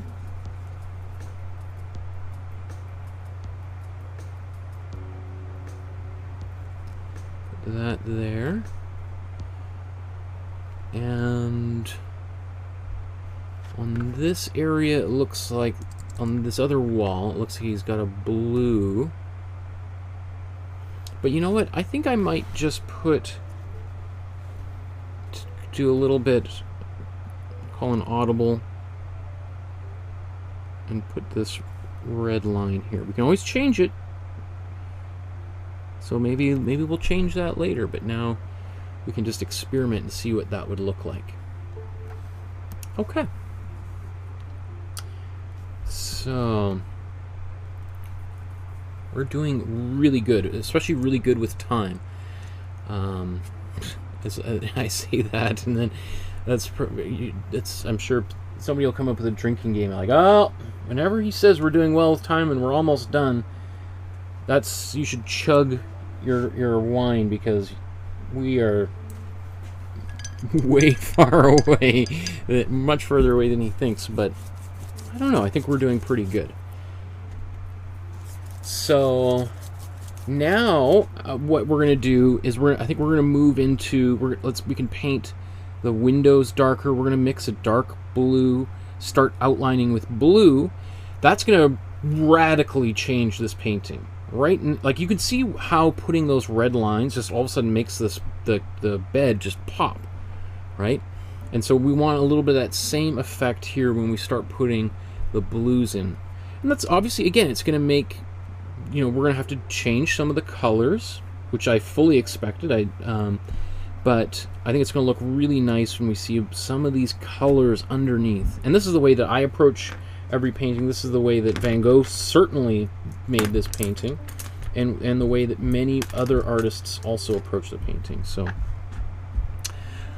having said that, if you find a way that works for you, whether that's a style or a system or technique based on what I've been teaching, or you were watching somebody else on YouTube, or you go to art school yourself, or you've just developed something and it works for you, then you should, and it brings you happiness and joy, then you should embrace it and do it, right? Whatever works for you is what you should be doing. I just trying to, I through these classes we've explored like over 90 different artists, which is kind of mind-boggling, and we certainly looked at some very, very, very different styles of painting, and I think it's really exciting to try different styles. It's been really exciting for me. There's some of those styles have been like mind warps for me, trying to figure out how to do them, but ultimately it's really satisfying. So I think what we want to do now is I think we want to mix this dark color on the back, on the frame of the window. And that frame of the window is a... Let's get a brush. Oh, my brush is in the water here. Is a cool blue with cold yellow and maybe a warm blue. We'll see. So let's take our cold blue, and we're going to mix kind of a generous portion of this, because we're going to use it for doing a lot of the line work in this painting. And we might come back to it a few times. So let's now take some cold yellow. So we got our cool yellow and cool blue. Mix this in. Nice deep dark color. Actually, that's pretty darn close already. I like that a lot. So now now that I got this color here, I think it still needs to go a little bit darker. And so we can make it go darker by adding a little bit of warm blue.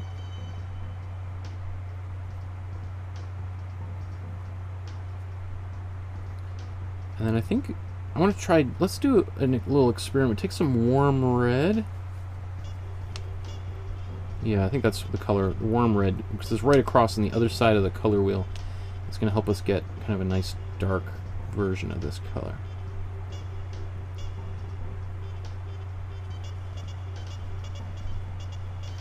But you have to be kind of sparing in its use, because if we go too far down that line, it's going to go into a gray, because we're literally going right through the neutral core. So anyway, that's good. Let's get our brush out. Let's see if I can get away with just a slightly larger brush, and we'll zoom in.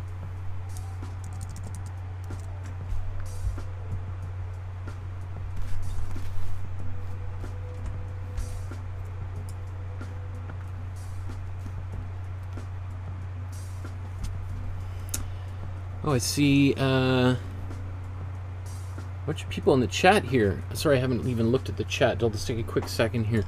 Paula says, hi everyone, it'll be great painting again. Thanks, Michael. Lori says, hello, Ace. Ace is Paula, right? Hello, everyone.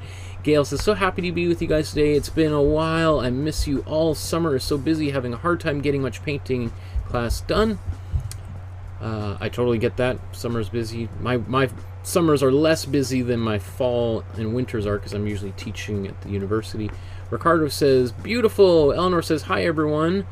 And Deborah says, hi everyone. Michael, I really enjoyed doing your drawing course when we did this room as a perspective lesson, so I hope to do the lesson again and paint it. Your drawing lessons are amazing. Thank you, Deborah. Yeah, I totally forgot we did this. I taught people how to do basic perspective using Van Gogh's bedroom. I think we tightened up some of the perspective, I don't know how to call it issues, because as I said, he took a little bit of liberties with this painting, but I appreciate that. Thanks, Deborah, for the shout out for the drawing classes. Again, that's all free and available to anyone. You could watch it right now if you wanted to. It's there on YouTube. There's a link in the description below for that.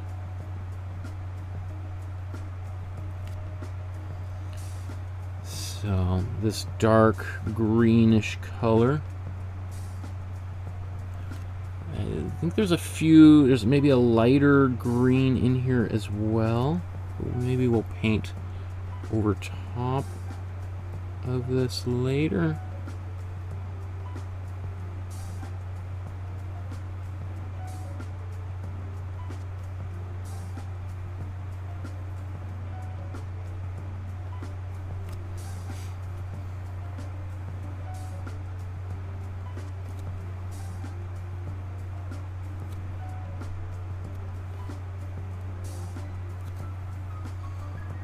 Okay.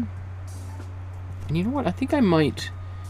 I mixed this other green here. I'm going to paint. This is just before I added the red into the color. This is my cool blue and cool yellow. Yikes, it's a little bit wobbly, isn't it? You can see I just drag my finger over top of the surface. Clean it up.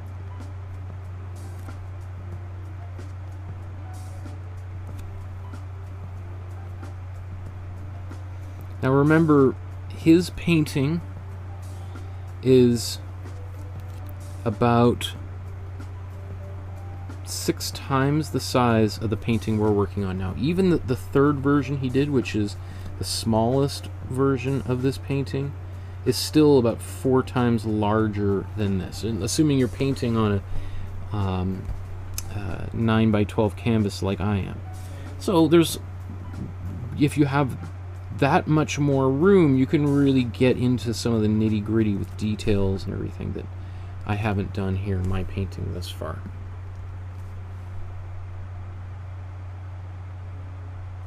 So if you just paint what I've just painted there, then you're doing a great job. If you want to, like, there's maybe some lines down here. I don't know if I'll do some of that. We'll see. We'll see how time goes as we progress. But I'm pretty happy with that. That's great. Let's look at maybe a few things here. We can dive in with a little bit more of a detailed brush and do the outline of that framed picture. Just gonna put a few of these brushes into the water to sit while I do that.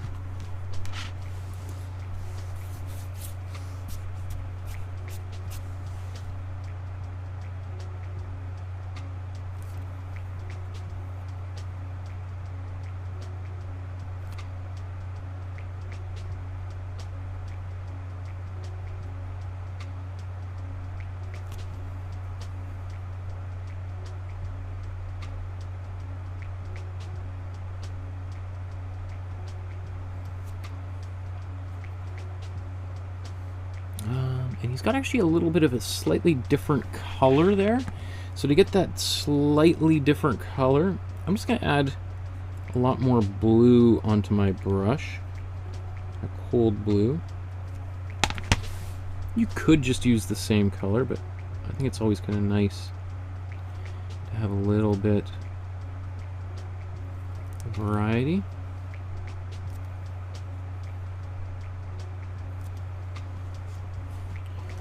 Let's go same thing right over here. This little hook on the wall.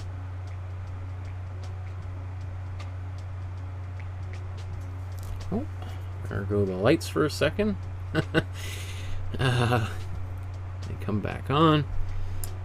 Usually.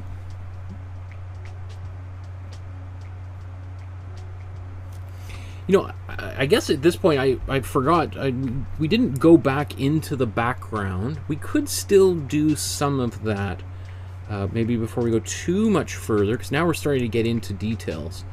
So let me just think before I go all the way down the line.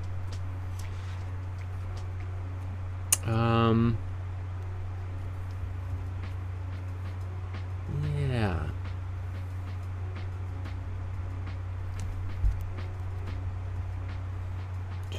We probably should just tighten up some of that blue color in the background, and the door, make that a little bit darker.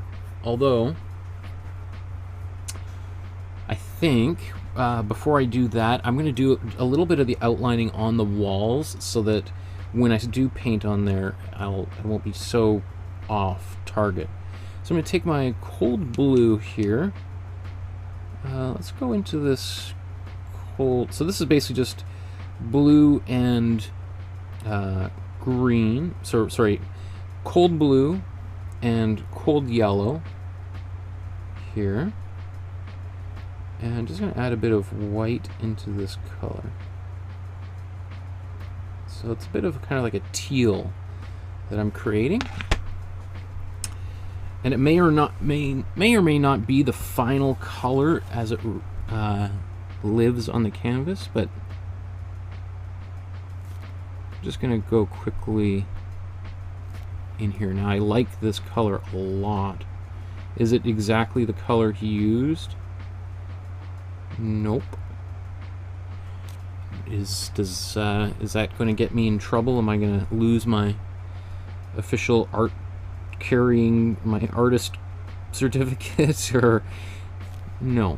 Will anybody care? Maybe somebody will leave a comment, but I actually quite like that. I like that color a lot, so I might just yeah.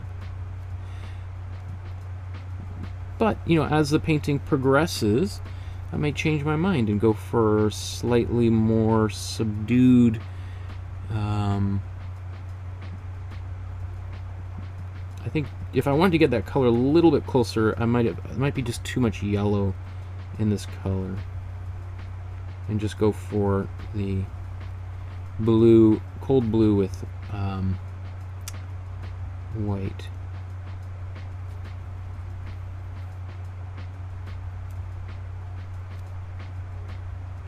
But, you know, this is the kind of thing that, like, Bob Ross, when he talks about, like, the happy accident, it's that kind of thing. You mix a color, and you don't get the color you want,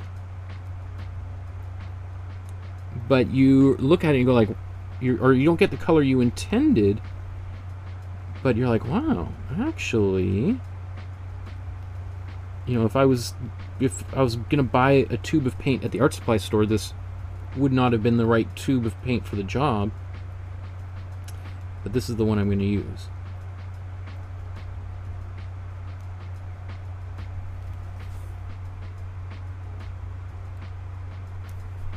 Much more intense of a color, so maybe we'll change it. I don't know. I don't know yet. And, you know, if it's a little wobbly or whatever, just like I just did, you know, you can always later on adjust that.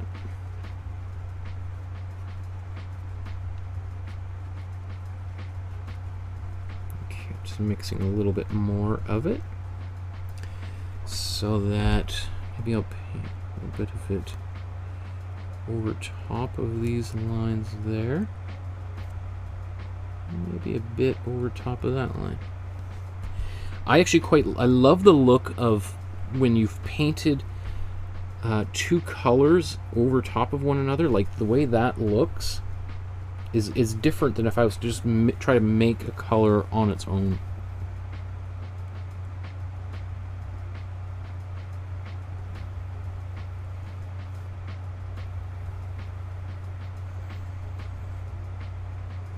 Okay. I'm gonna keep on going here.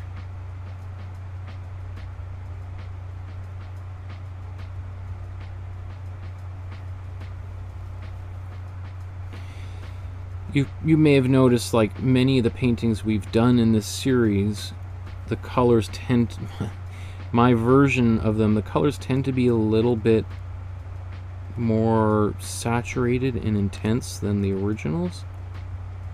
That's just really my style, my personal preference.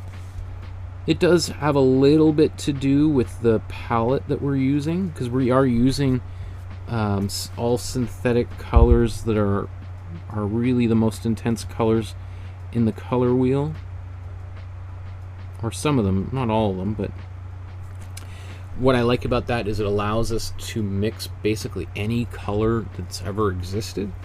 So I love having that flexibility and freedom.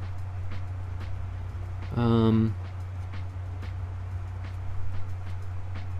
going to take the same color, paint it on the jacket here. There's a little bit more white in here.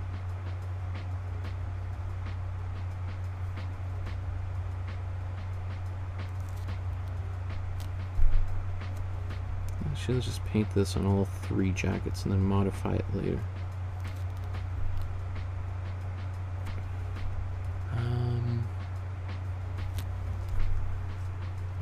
Okay. Maybe even this picture here. Why don't we get a little bit more white on it?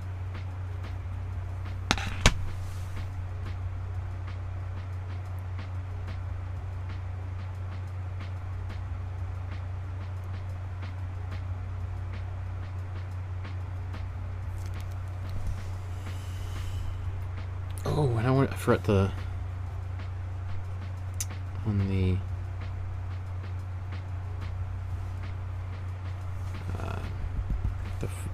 part of this door here. If you've lost some of those details, just as it kind of goes this.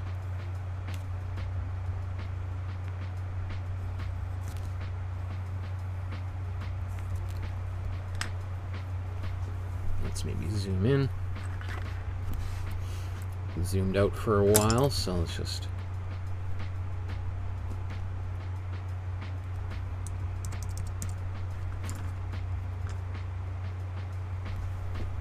so I just have a little bit of extra room on my canvas for this.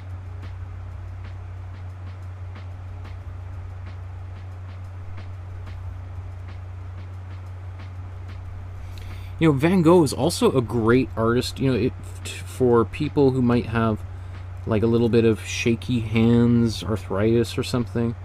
And I mean that like in all seriousness, like because especially towards, you know, the end, and then, you know, because he's only alive for another year and a half after this moment, he really embraces the kind of curvy brushstrokes and serpentine type of lines, and and he's painting quite vigorously, quite quickly, and so you don't have to worry about having the perfect straight lines. I don't think he could have cared less about people's opinions on straight lines. I think he would have thought that was quite silly. Okay, so right now, like, I love this. It's definitely a bit much brighter than the original. Part of that has to do with the floor. So before we maybe go too much further, I think we want to go back to the background, do any kind of color adjustments on the background, although I kind of like it. Like, I could see this being lightened up with a little bit more white in here. I could see these being darkened down just a little bit, and this darkened down. I mean, I could also be totally happy with it just like that. And so now I'm just thinking to myself, maybe I'll do the door. Let's do one, and we'll just see how that changes things, and if we do indeed want to do more. Because, you know, I think to myself, what is the purpose of these episodes? Sometimes I don't know myself. If it's just the idea of getting a painting done as quickly as possible, then we could be done in 20 minutes. For, you know, honestly, like, if I really wanted to get this done, I could be done in 20 minutes, no problem. If I want to get as close as possible to the original, then I could spend another 4 hours working on this. I'm not going to spend 4 more hours on this, but I also think I want to put more than 20 minutes more into this painting to really make it like. I think we can, if we put another hour and a half into this painting, I think we will get pretty darn close to the original.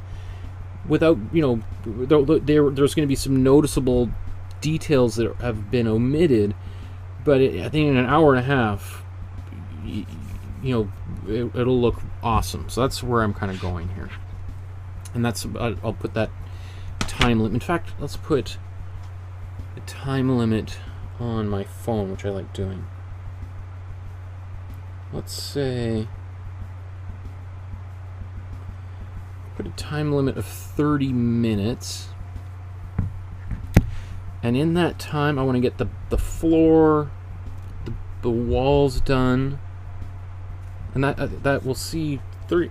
We should be able to get more than maybe some of these paintings. Okay, so enough talk. Let's work on this color here.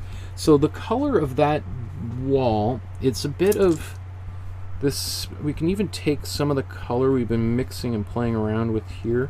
I love it when the palette itself starts to just kind of get a little bit muddy and we start getting maybe some colors on our paintbrush that we didn't really expect at an earlier stage in here. I just want to, let's see.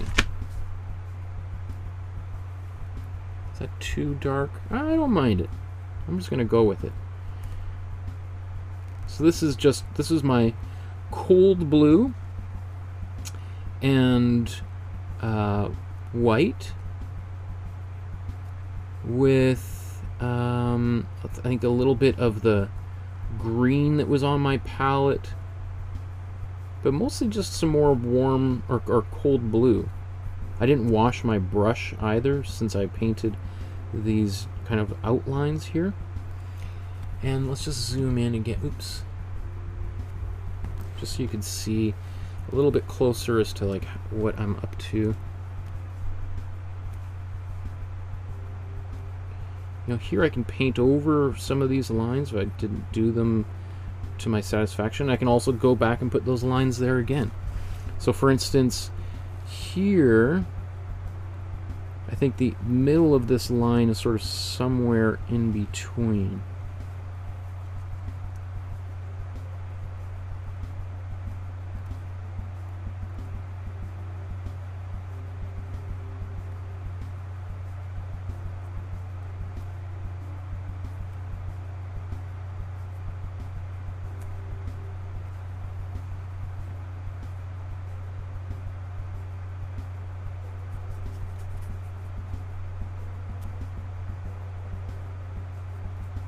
Okay. It is a little bit on the darker side. Is it too dark? I don't know. When we come back, we'll leave it like this. We'll do the floor, and then I might decide, yeah, you know, it's a little bit too dark. I'm gonna adjust that. But I always think, like, I don't know. I don't want to make too many judgments at this stage because I don't really know. The floor is still unfinished.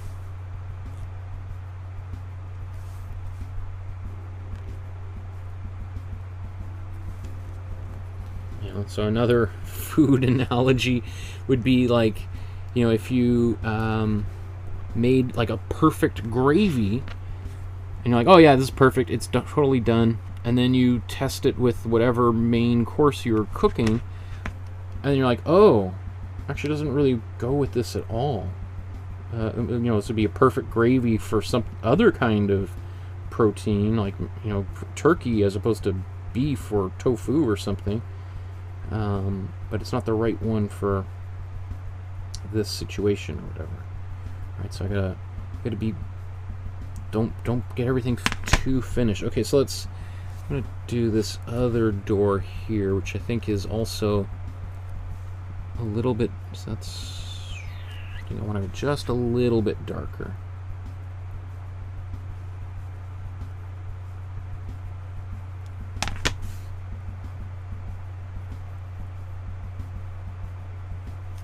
So again, this door here that I'm painting was the door that led into Paul Gauguin's bedroom and studio.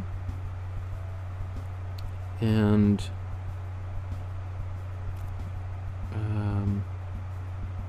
where they had their fateful argument.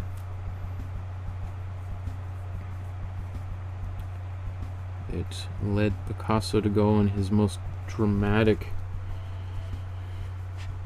incident of his life and career, and arguably one of the most outrageous moments in all of art history.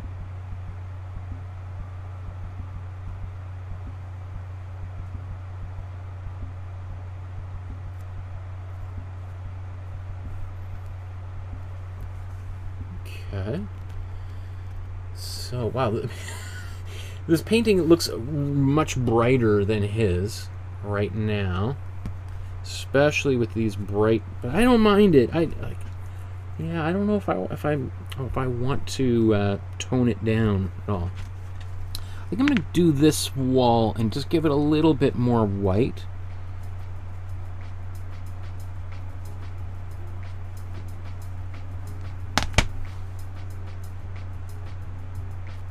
Maybe even more than that. Let's take some white right out of the tube.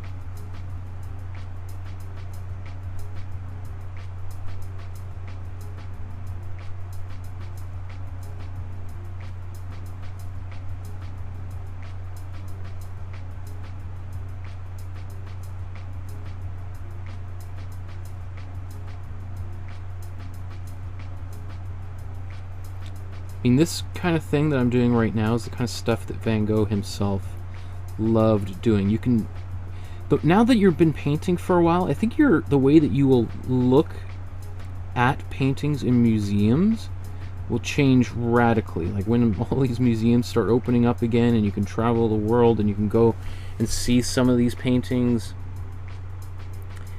you will see how often artists modify their paintings. They get one color down and then they're like, yeah, I think I still needs to be darker or brighter, and then they make an adjustment here and there.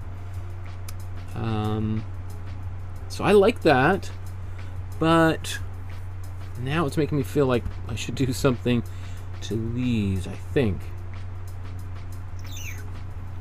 I'm almost like putting a bit of warm blue in here. Let me see.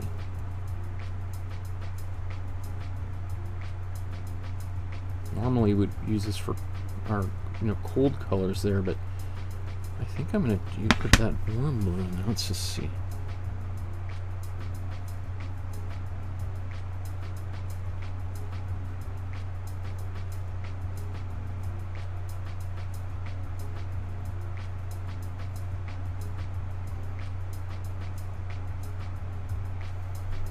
Kind of like that. I'm digging that, so I'm just gonna go with it.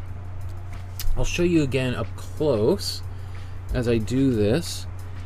I'm not going to now that I've got a blue under here, I don't feel quite the need to like really go in and paint over every part of the blue. In fact, I kind of like when there's a bit of a gap and you might see some of the original color there. The original blue.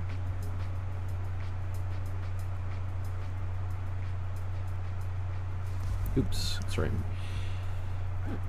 Just painting even over that line a bit.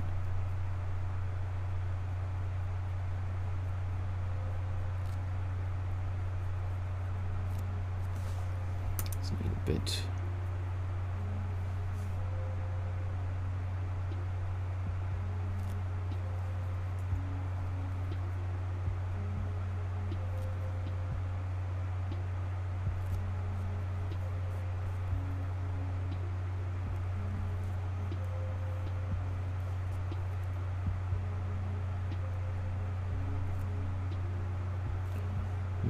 Okay.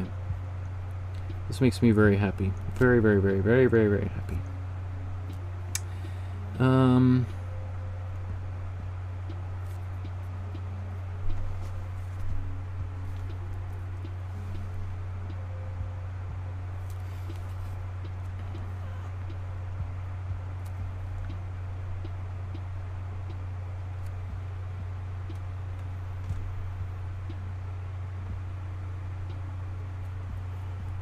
Okay.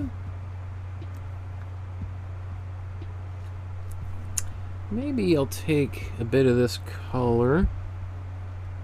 It's not quite the same color he used, but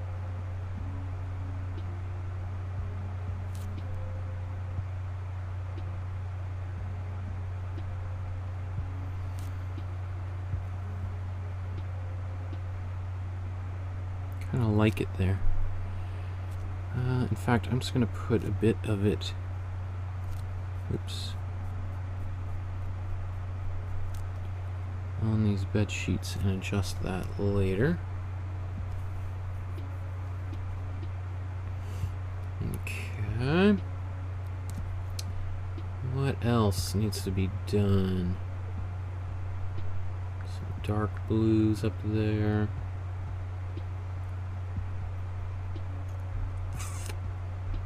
Yeah, looking good. Maybe let's take this color.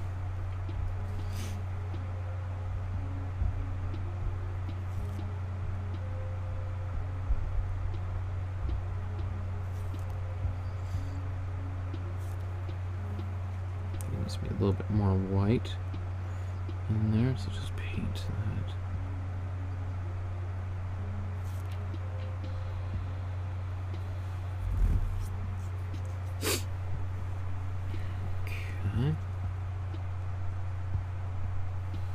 Now I feel like I can start doing a little bit of the outlining on some of these shapes.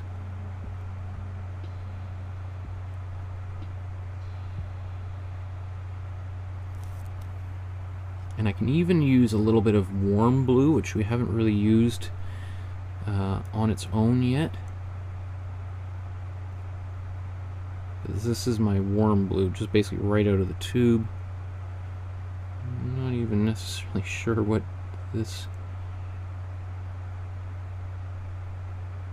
it is that I'm painting here.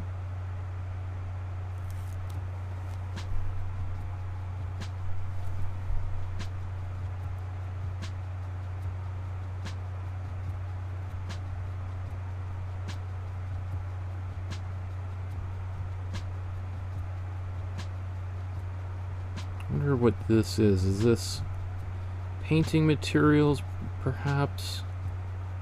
Or is this his bedpan? Or you know, where he washed his face? I don't know. I have no idea.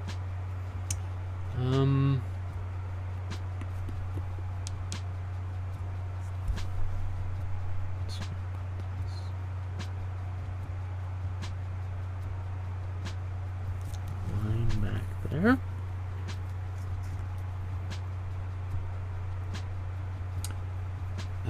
Oops, what's going on?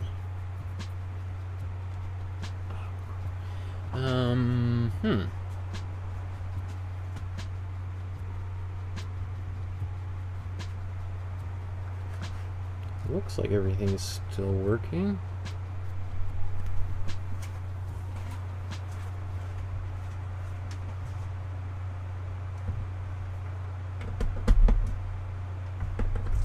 Some sort of little technical glitch, I think, happening.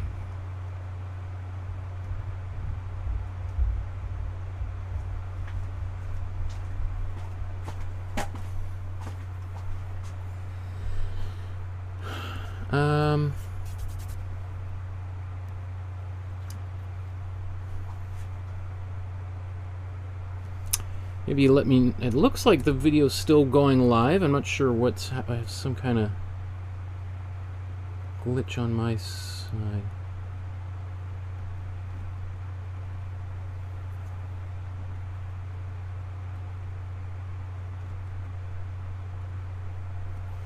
Anyway, I'll see if I just keep on painting here, and we'll see if it's kind of, I think the computer's sort of rebooting.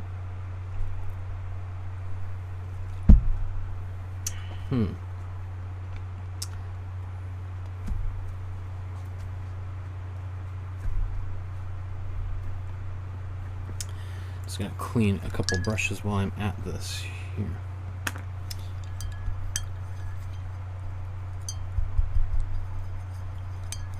If somebody could let me know in the chat if you're still seeing the video on your computer, or if it's the stream is stopped. I don't know what's happening here on my side.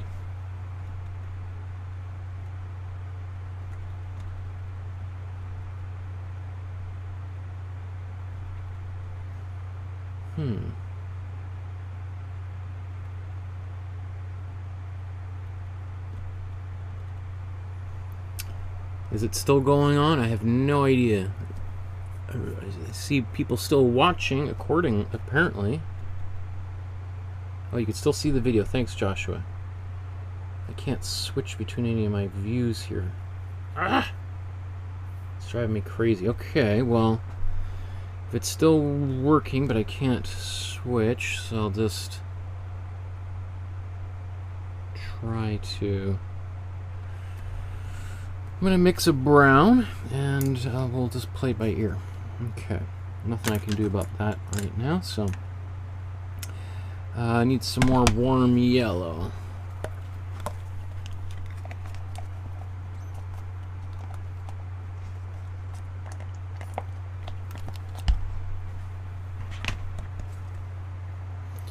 So I'm going to take some warm yellow and this brown that I made earlier, which was just, maybe I'll even make a bit more.